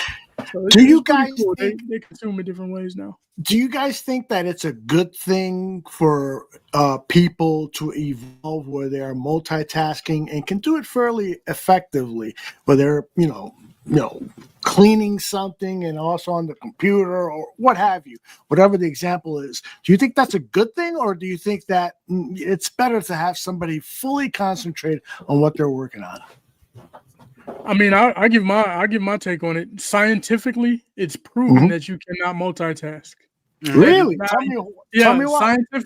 Scientifically, because you would have to do both things efficiently and at the same exact way that you would do them separately, right? So if I'm watching television and cutting someone's hair, you know what I mean? I can't do both of those the same exact way as if I was doing one thing at a time. So technically, and the reason I say that is because, you know, with my job, like somebody will come and interview and they'll always, that's the first thing you're, I can multitask. And I always shoot it back at them just to throw them a curveball. You know, that's scientifically proven to be incorrect. No one in the history of humanity has been able to multitask. You know that, right? And they'll laugh at me about it or whatever. But you know, yeah, I don't. You know, I think everybody to a certain degree multitasks. You know what I mean? But you're not able to do it proficiently. You know. What do you guys think? Anybody disagree with Danikin on that? I work in an industry where multitasking is required. You know, I work in restaurants. You have to be able to do more than one thing at a time. Now, do I believe that what Danikin says is true? Yeah, absolutely. You have to be able to compartmentalize. You have to be able to basically keep an ongoing task list that's constantly being reshuffled in your head. And that's what I mean by multitasking, because you can only be attending to the thing at the top of the list, but you need to be able to have that cue ready to go at a moment's notice. And what I've noticed, because it's been about 8 years since, you know, this most recent job and the last time I worked in restaurants. And to me, there is a massive difference between the kinds of people that were working in it before and the kinds of people that are working now. And it's just people nowadays, because of the short time span, they can only keep their list so long. Whereas before, I felt like the list was a lot longer. You know, you can only keep about 5 items in your list right now, whereas before you could keep about 20. You know what I mean? And it's just, it's because that's how long you can hold on to that list and keep it in your head. And there's all kinds of tips and tricks that you can do, you know, the mind palace and repetition of words as you walk through doorways and things like that you can do to help expand that list. But I don't know that it's being practiced as much because of the instant gratification that we were talking about before with the short form content and the short form mentality that I feel like a lot of people have now. Interesting. True. All right. I want to hear Fitz's thoughts on this. To use an old TV reference from the TV show MASH, remember the character Charles Winchester III? He would always say, I do one thing, I do it well, and then I move on. And they always would try to, like, no, you're in a MASH unit. This is meatball surgery. And so whenever I think of multitasking, I think of Charles Winchester III. But Danikin's right. Physically, you're not really multitasking. You're doing one thing at a time, just not as well as if you just did it, the one thing. You know, so I see what you're saying. When I was sports reporter back in Arkansas, I just remember how many times I would be mid-story in something and something would change and I would have to be fluid in the sense that, okay, this isn't turning out the way I thought it was going to. This story is going in a different direction than I anticipated. Was Radar O'Reilly? Sorry, I didn't mean to take it this way, guys. I don't know what that means. It's and it'll take 20 minutes to properly explain it. So go on. Yeah. Go on. But yeah, I do better when I think I work better if I have some noise in the background going. I've never considered myself a great multitasker anyway. So I've never really, thought too much about it. And I've got to just do one thing at a time before I move on, because I'll just lose. It's just like a house of cards. Just if I look in the wrong direction, everything falls apart. So. By the way, if you're familiar with the show MASH, Mailman Jack 2 is most like Klinger, and I, of course, said that Tooch is. By the way, my 2 cents worth on this topic, I'll make it real quick, is that I do think that human beings can and will evolve to a species that is able to double, triple, multitask. I do think it's going to take a while, 100 years, maybe 200 years. I certainly won't be alive to it, but I do think that there will be a time where somebody could be typing something on their computer over here and washing dishes over here. It's going to happen because humans evolve to the needs and what they themselves are practicing to become. It's like they're not doing it with that goal in mind where they're going to be so proficient that they can do two different things, but they are setting the foundation for that. Danikin, how old is your son? I saw a picture of him recently. He's 8 years old. 8 years old. Hey, by the time he's 88, he might be doing 3-4 different things. Maybe 48, maybe 30. I don't know, but it could happen, man. It's funny. It's funny you say that. It could happen, right? It's funny you say that because humans are more creative now than they were before, and in many ways they're more intellectual and more intelligent, right? But in certain ways, because of the technology that we have, we've become lazy and we've been dumber as well. Think about it. How many telephone numbers can you remember? Oh my God! I remember mine growing up still. Well, I mean, yeah, growing up. But back then, when we didn't have, there's people's numbers that I don't know right now because I just go to the name and hit the name. Right? So I don't even have my grandma's number saved in my phone, but I still call her every couple months. So good, man. In many ways, you have advanced, but in many ways, I feel like people have gone backwards as well. We made it faster and easier, maybe not necessarily smarter. Does that sound right? I don't know. Say it one more. Say it one more time. We've made it faster and easier for things, but not necessarily in a more somebody had to come up with the idea to do that, but it wasn't me. They just gave it to me and I pressed the button. So. No, I love this topic. We could talk about this for an entire show, and maybe we will during the off season. We'll just dedicate it to what's going on in the world and AI and stuff like that. Really love to touch on it, but it is 11:15. I know some of you guys got to get up to work. Me personally, Thursday is my heaven day. I can sleep all day. It's so wonderful being retired. I really, really advise you guys to save properly, invest properly, because you will be living your best life. God, I'm talking a lot of shit tonight. Anyway, let's go around the horn and get real quick, Aldo. Yes, sir. Speaking of not being able to multitask and being dumber and not remembering things, how about we play my song? What a song, Song. Man, how we forget that? Yeah. It's a great way to finish the show. Can you guys stay? I think it is. Yeah. Can you guys stay another 20 minutes? I wouldn't miss it. Because I don't think we even need that much, but yeah. Okay, but it could. Hey. It could spark a 2-hour-long conversation. I'm just warning you guys. Some good stuff. All right, let me see where it is. It is not there. Not there. You see it anywhere, Tooch? Here it is. Okay, you got it? I got it. I got to do like a numerical system or something like that. But anyway, here it comes.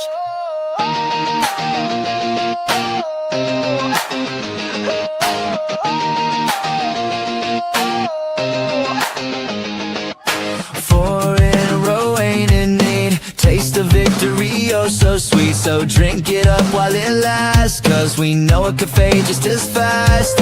It's a delicate game that we like to play. The good days have passed with more on the way. The highest of highs and the lowest of lows. Can't dwell on it now, come on, here we go. But it could all come crashing down if we don't get the ball off the ground.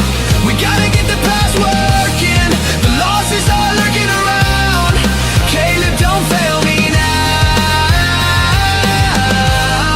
Caleb, don't fail me now. The MVP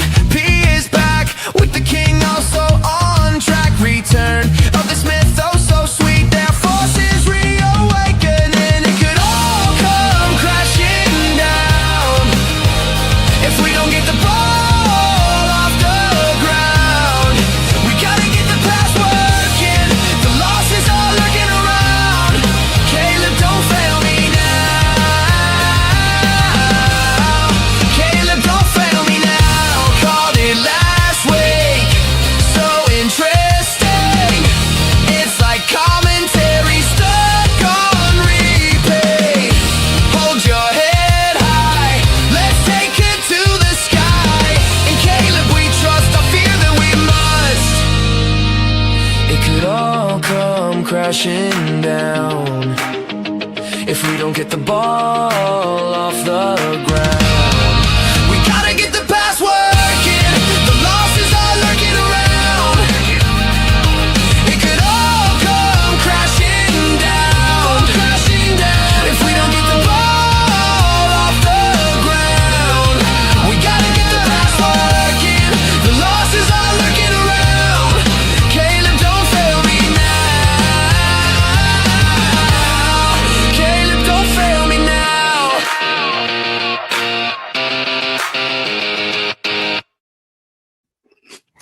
Woo, man, that was freaking awesome. fantastic.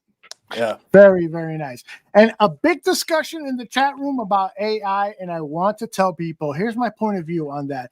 AI can be dangerous in the hands, and like Cliff Victoria says, an evil billionaire like James Bond villains, it can be dangerous, but in the hands of artists like Steven Zimmerman, and you get what we just heard. It can be, like most things in life, can be a tool for good, but also in the wrong hands can be used diabolically. And there's no doubt about it. Great job, Zim.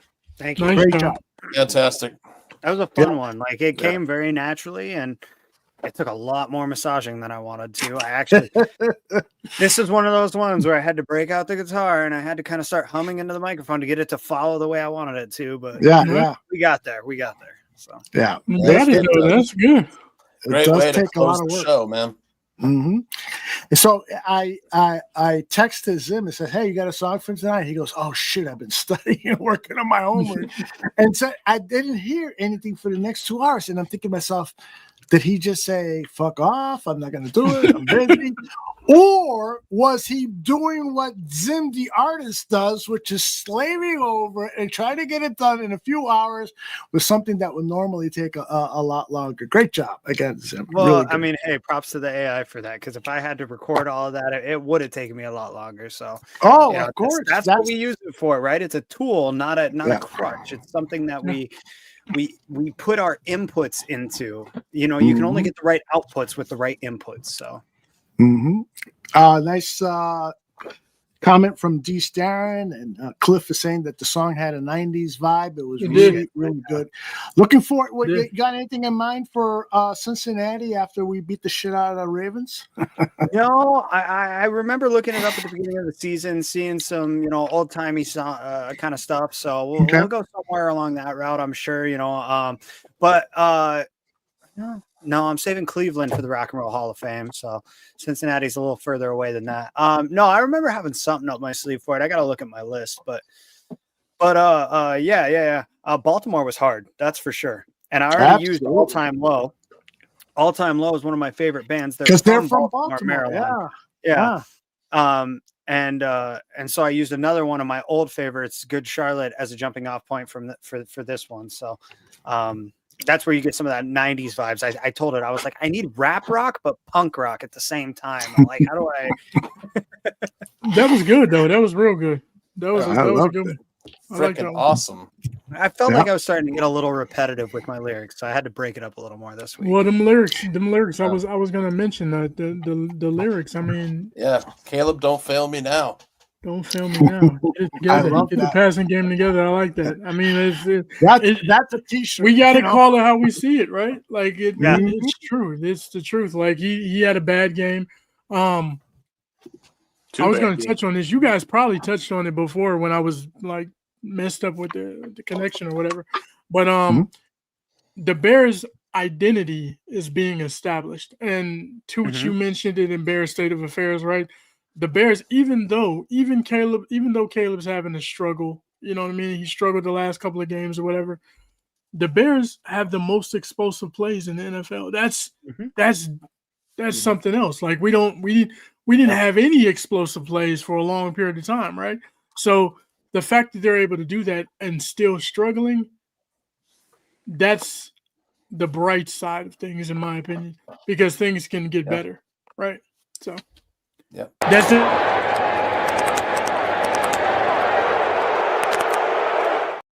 Get that pen clicking, Ben. Right, Danikin?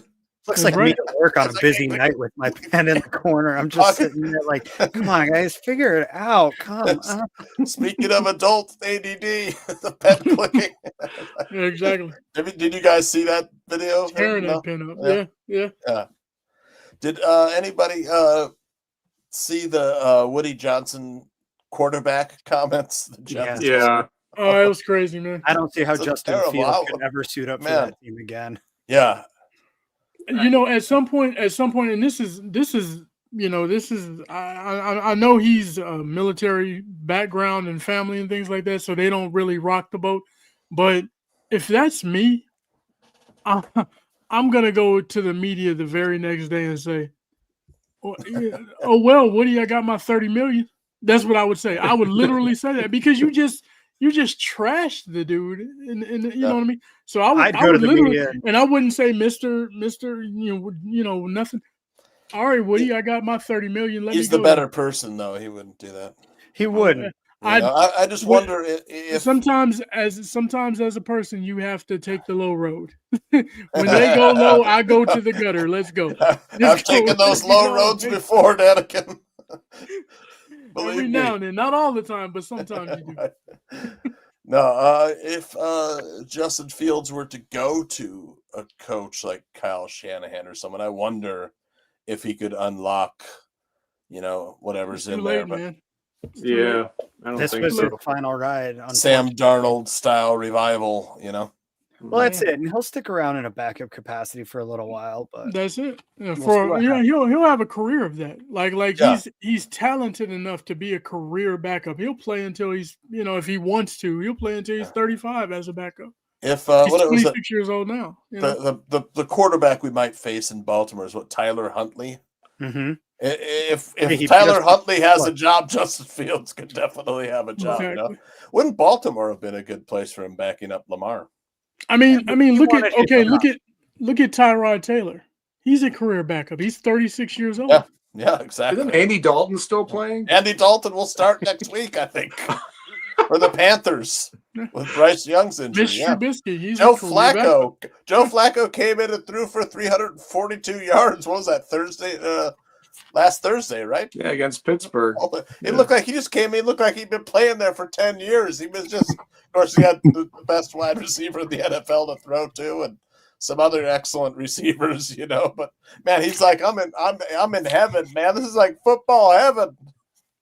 Hey, Right? guys, At this point in his career, he has to just things just have to snap and just all of a sudden be great, and he's good because a team, an organization will not devote that much time, energy, and effort into a guy who's already 26 years old. Yep. What you should be learning at 22, we have to teach you at 26, 27. It ain't gonna work. Yeah. It ain't gonna work.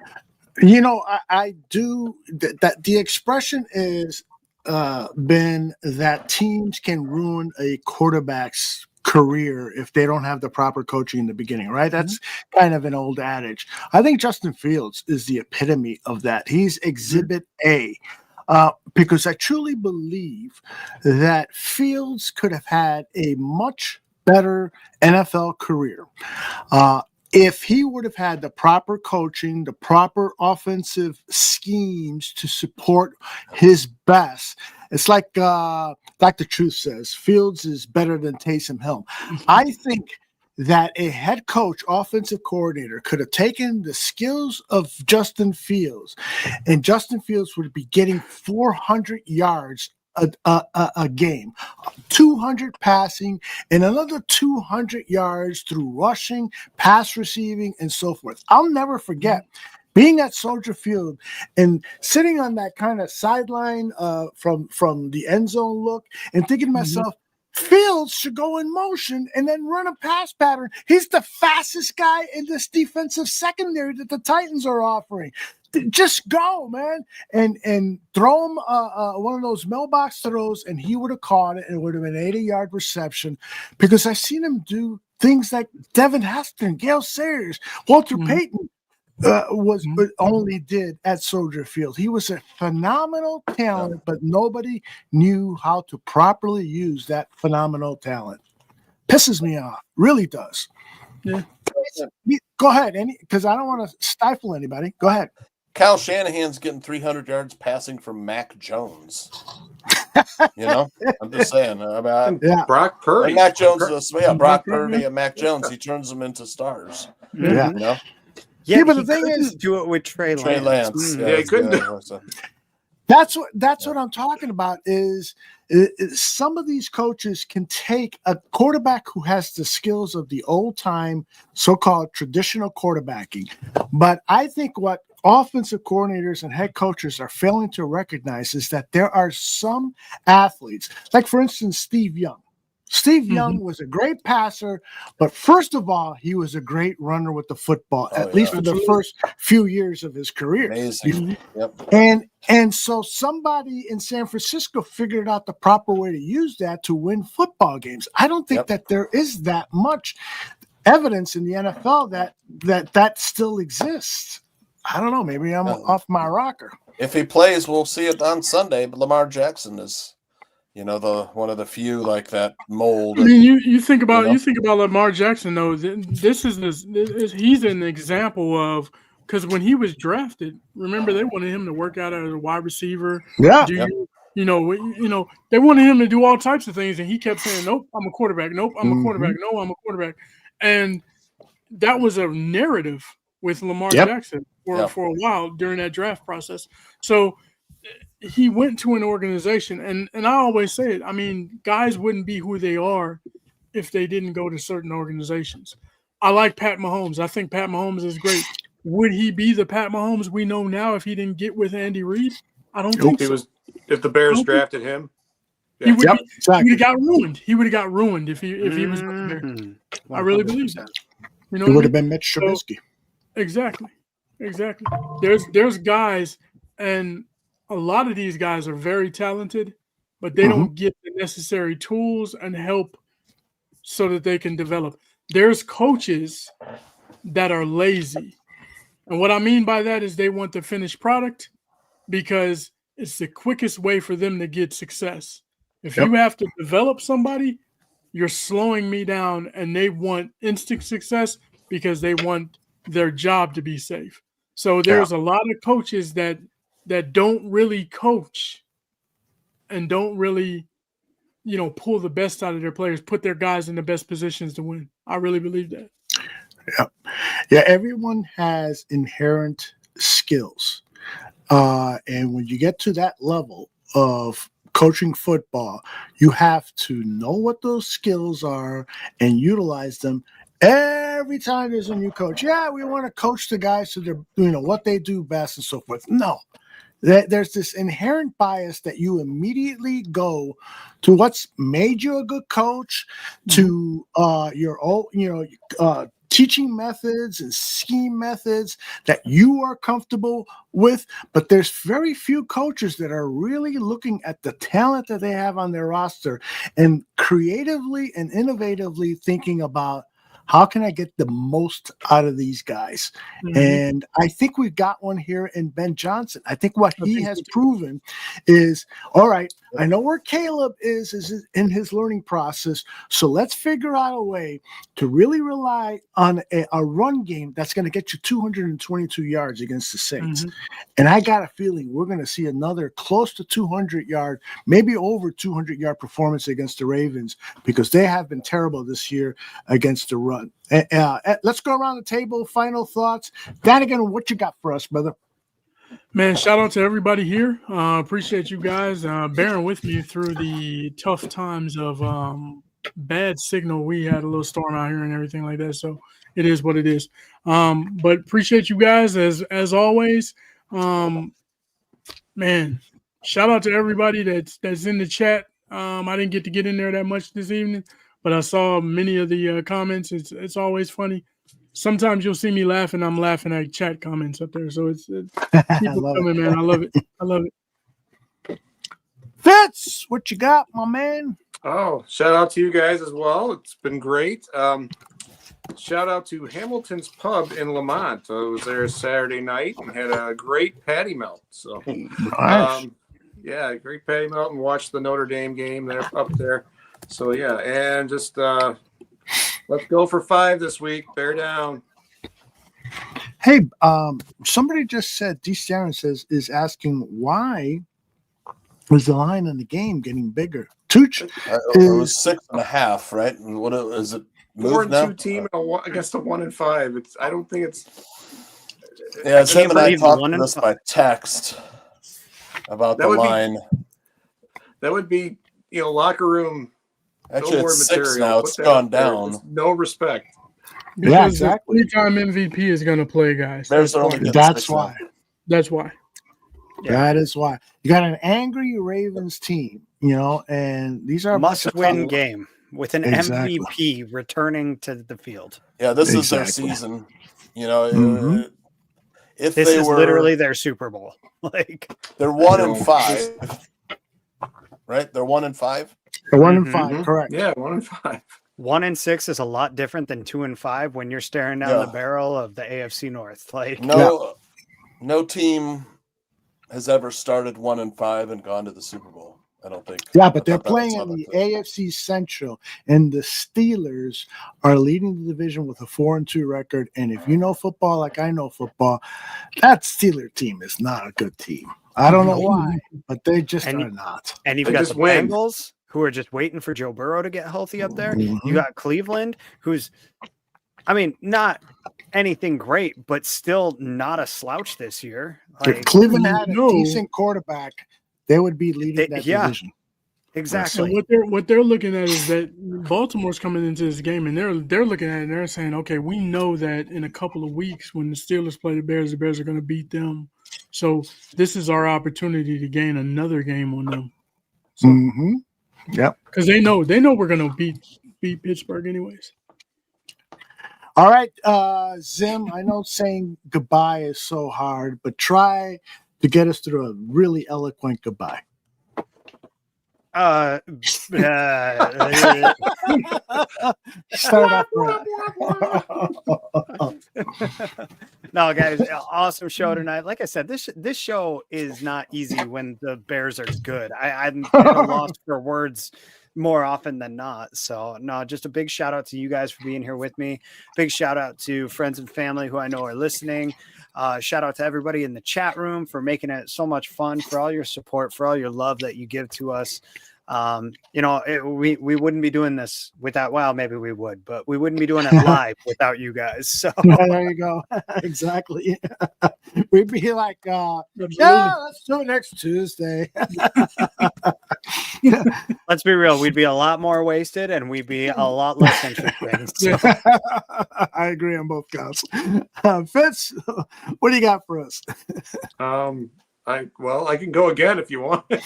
Oh, please. No, get out of here. Who's left? Oh, Tooch is left. How'd you leave Tooch out? I didn't leave him out. I just wanted to hear more of Fitz. Oh. Got weekend sports betting tips coming up on Friday. Why should we watch weekend sports betting tips Friday at 6 p.m. Central here on the Barroom Network? Just talking NFL and college football, going over some games, giving some betting tips and free plays. I gave out the Colts and Chargers over 48. I think there was 62 points in that one. So nice free play winner there. His name is Johnson Tucci. He's never worn Gucci, but he knows a thing or two about beep. Go ahead, Tooch. Yeah, a couple notes. I mean, let's see.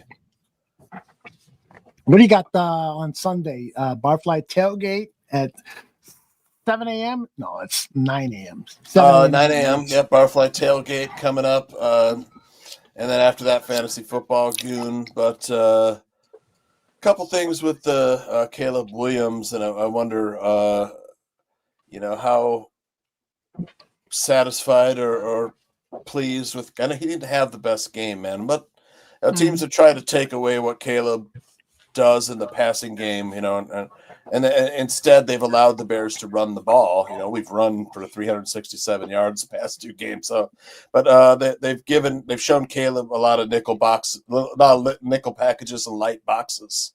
That's why I've been able to run the game, and Caleb's gotten less certain about where to go with the ball.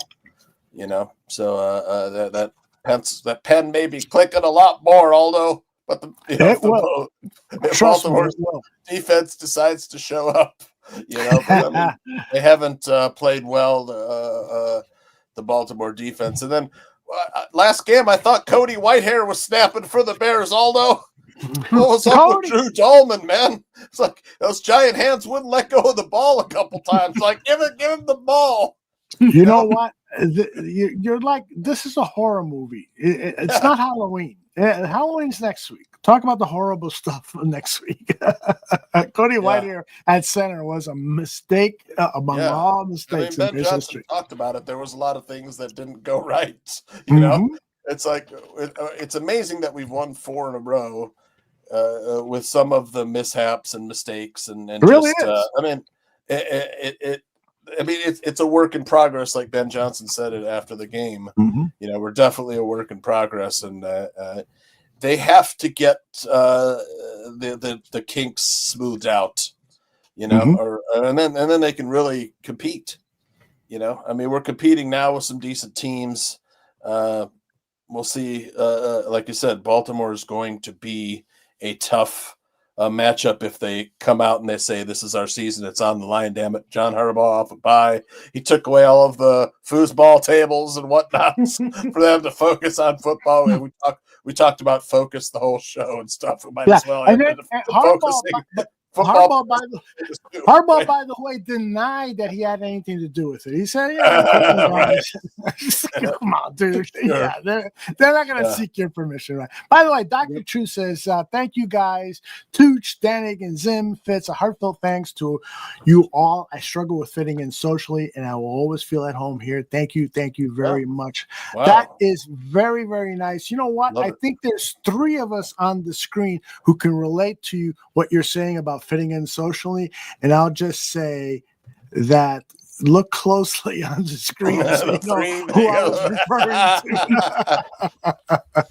to. Dr. Truth, love you, brother, and I hope to see you next week. All right, anybody else have anything to share before we pull the plug? I'll stay here all night, but I'm trying to be respectful for your time. I got a Pokemon game to go play. There you go. See? Priorities. Yep. My wife is waiting for a little session, Aldo. Oh my goodness! I got work to do. Wait a minute, I think I got a soundbite for that. Where's that swinging light bulb? There it is.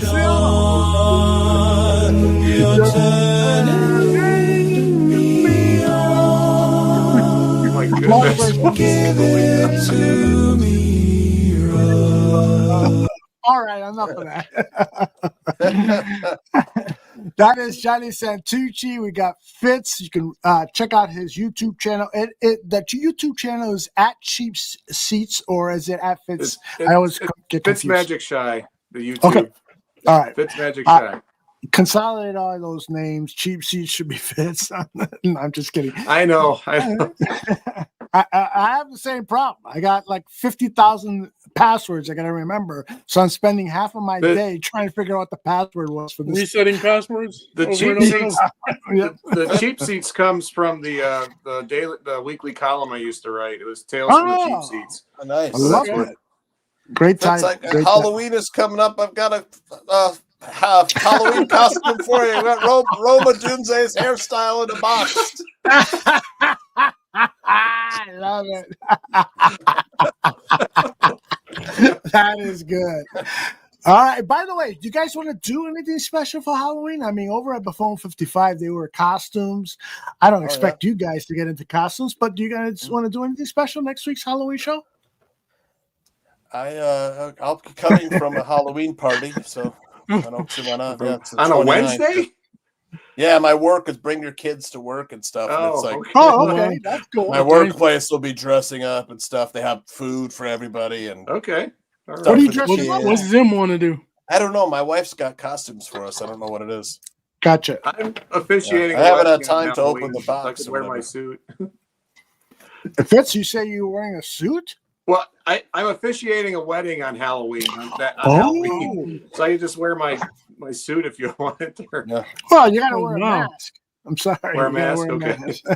So I'm assuming the bride and groom will be like in costumes and everything, huh? Yeah, no, absolutely. That's a good Like idea. Herman That'd be kind of Munster fun. and- A and- Halloween wedding. Yeah. Dan, Okay. Dan Aguirre's birthday is Halloween. Oh, I didn't know that. I actually have 2 friends with kids whose first birthdays are this Halloween. So Look at you. Oh. Nice. Zim, are you now wearing your Halloween mask? I don't know. I'm supposed to do something for work, and I have no idea. Nobody got that joke. I told him straight up I might just wear this shirt and call it a day. The bright side. I like that. I like that. Well, if you guys have anything special, let me see what the chat is saying. If you guys have we anything could talk White Sox. That's pretty scary. But aside from that, no.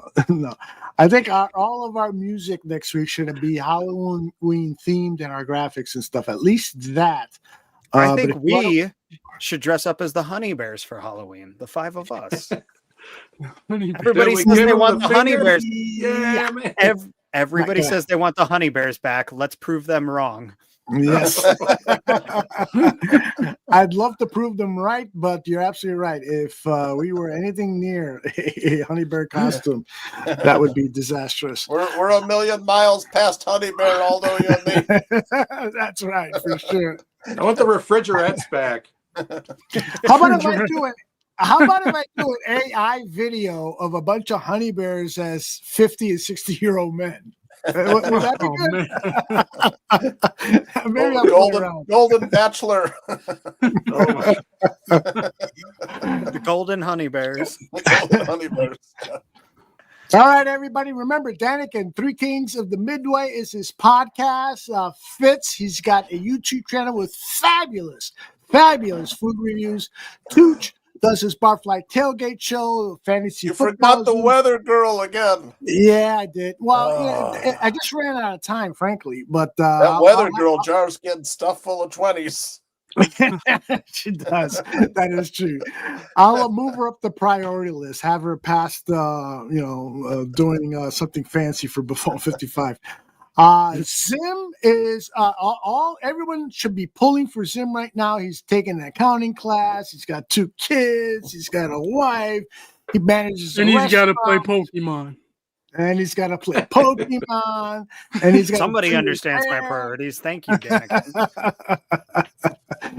So give it up for Zim and me. Of course, I will be back here on Friday behind the scenes for the Willis Twin Towers podcast. Hope you could join us. And then make sure on Sunday you start your day here at the Barroom Network with Barfly Tailgate Show. For everybody on the screen, all those handsome guys, I will see you soon. Bye-bye.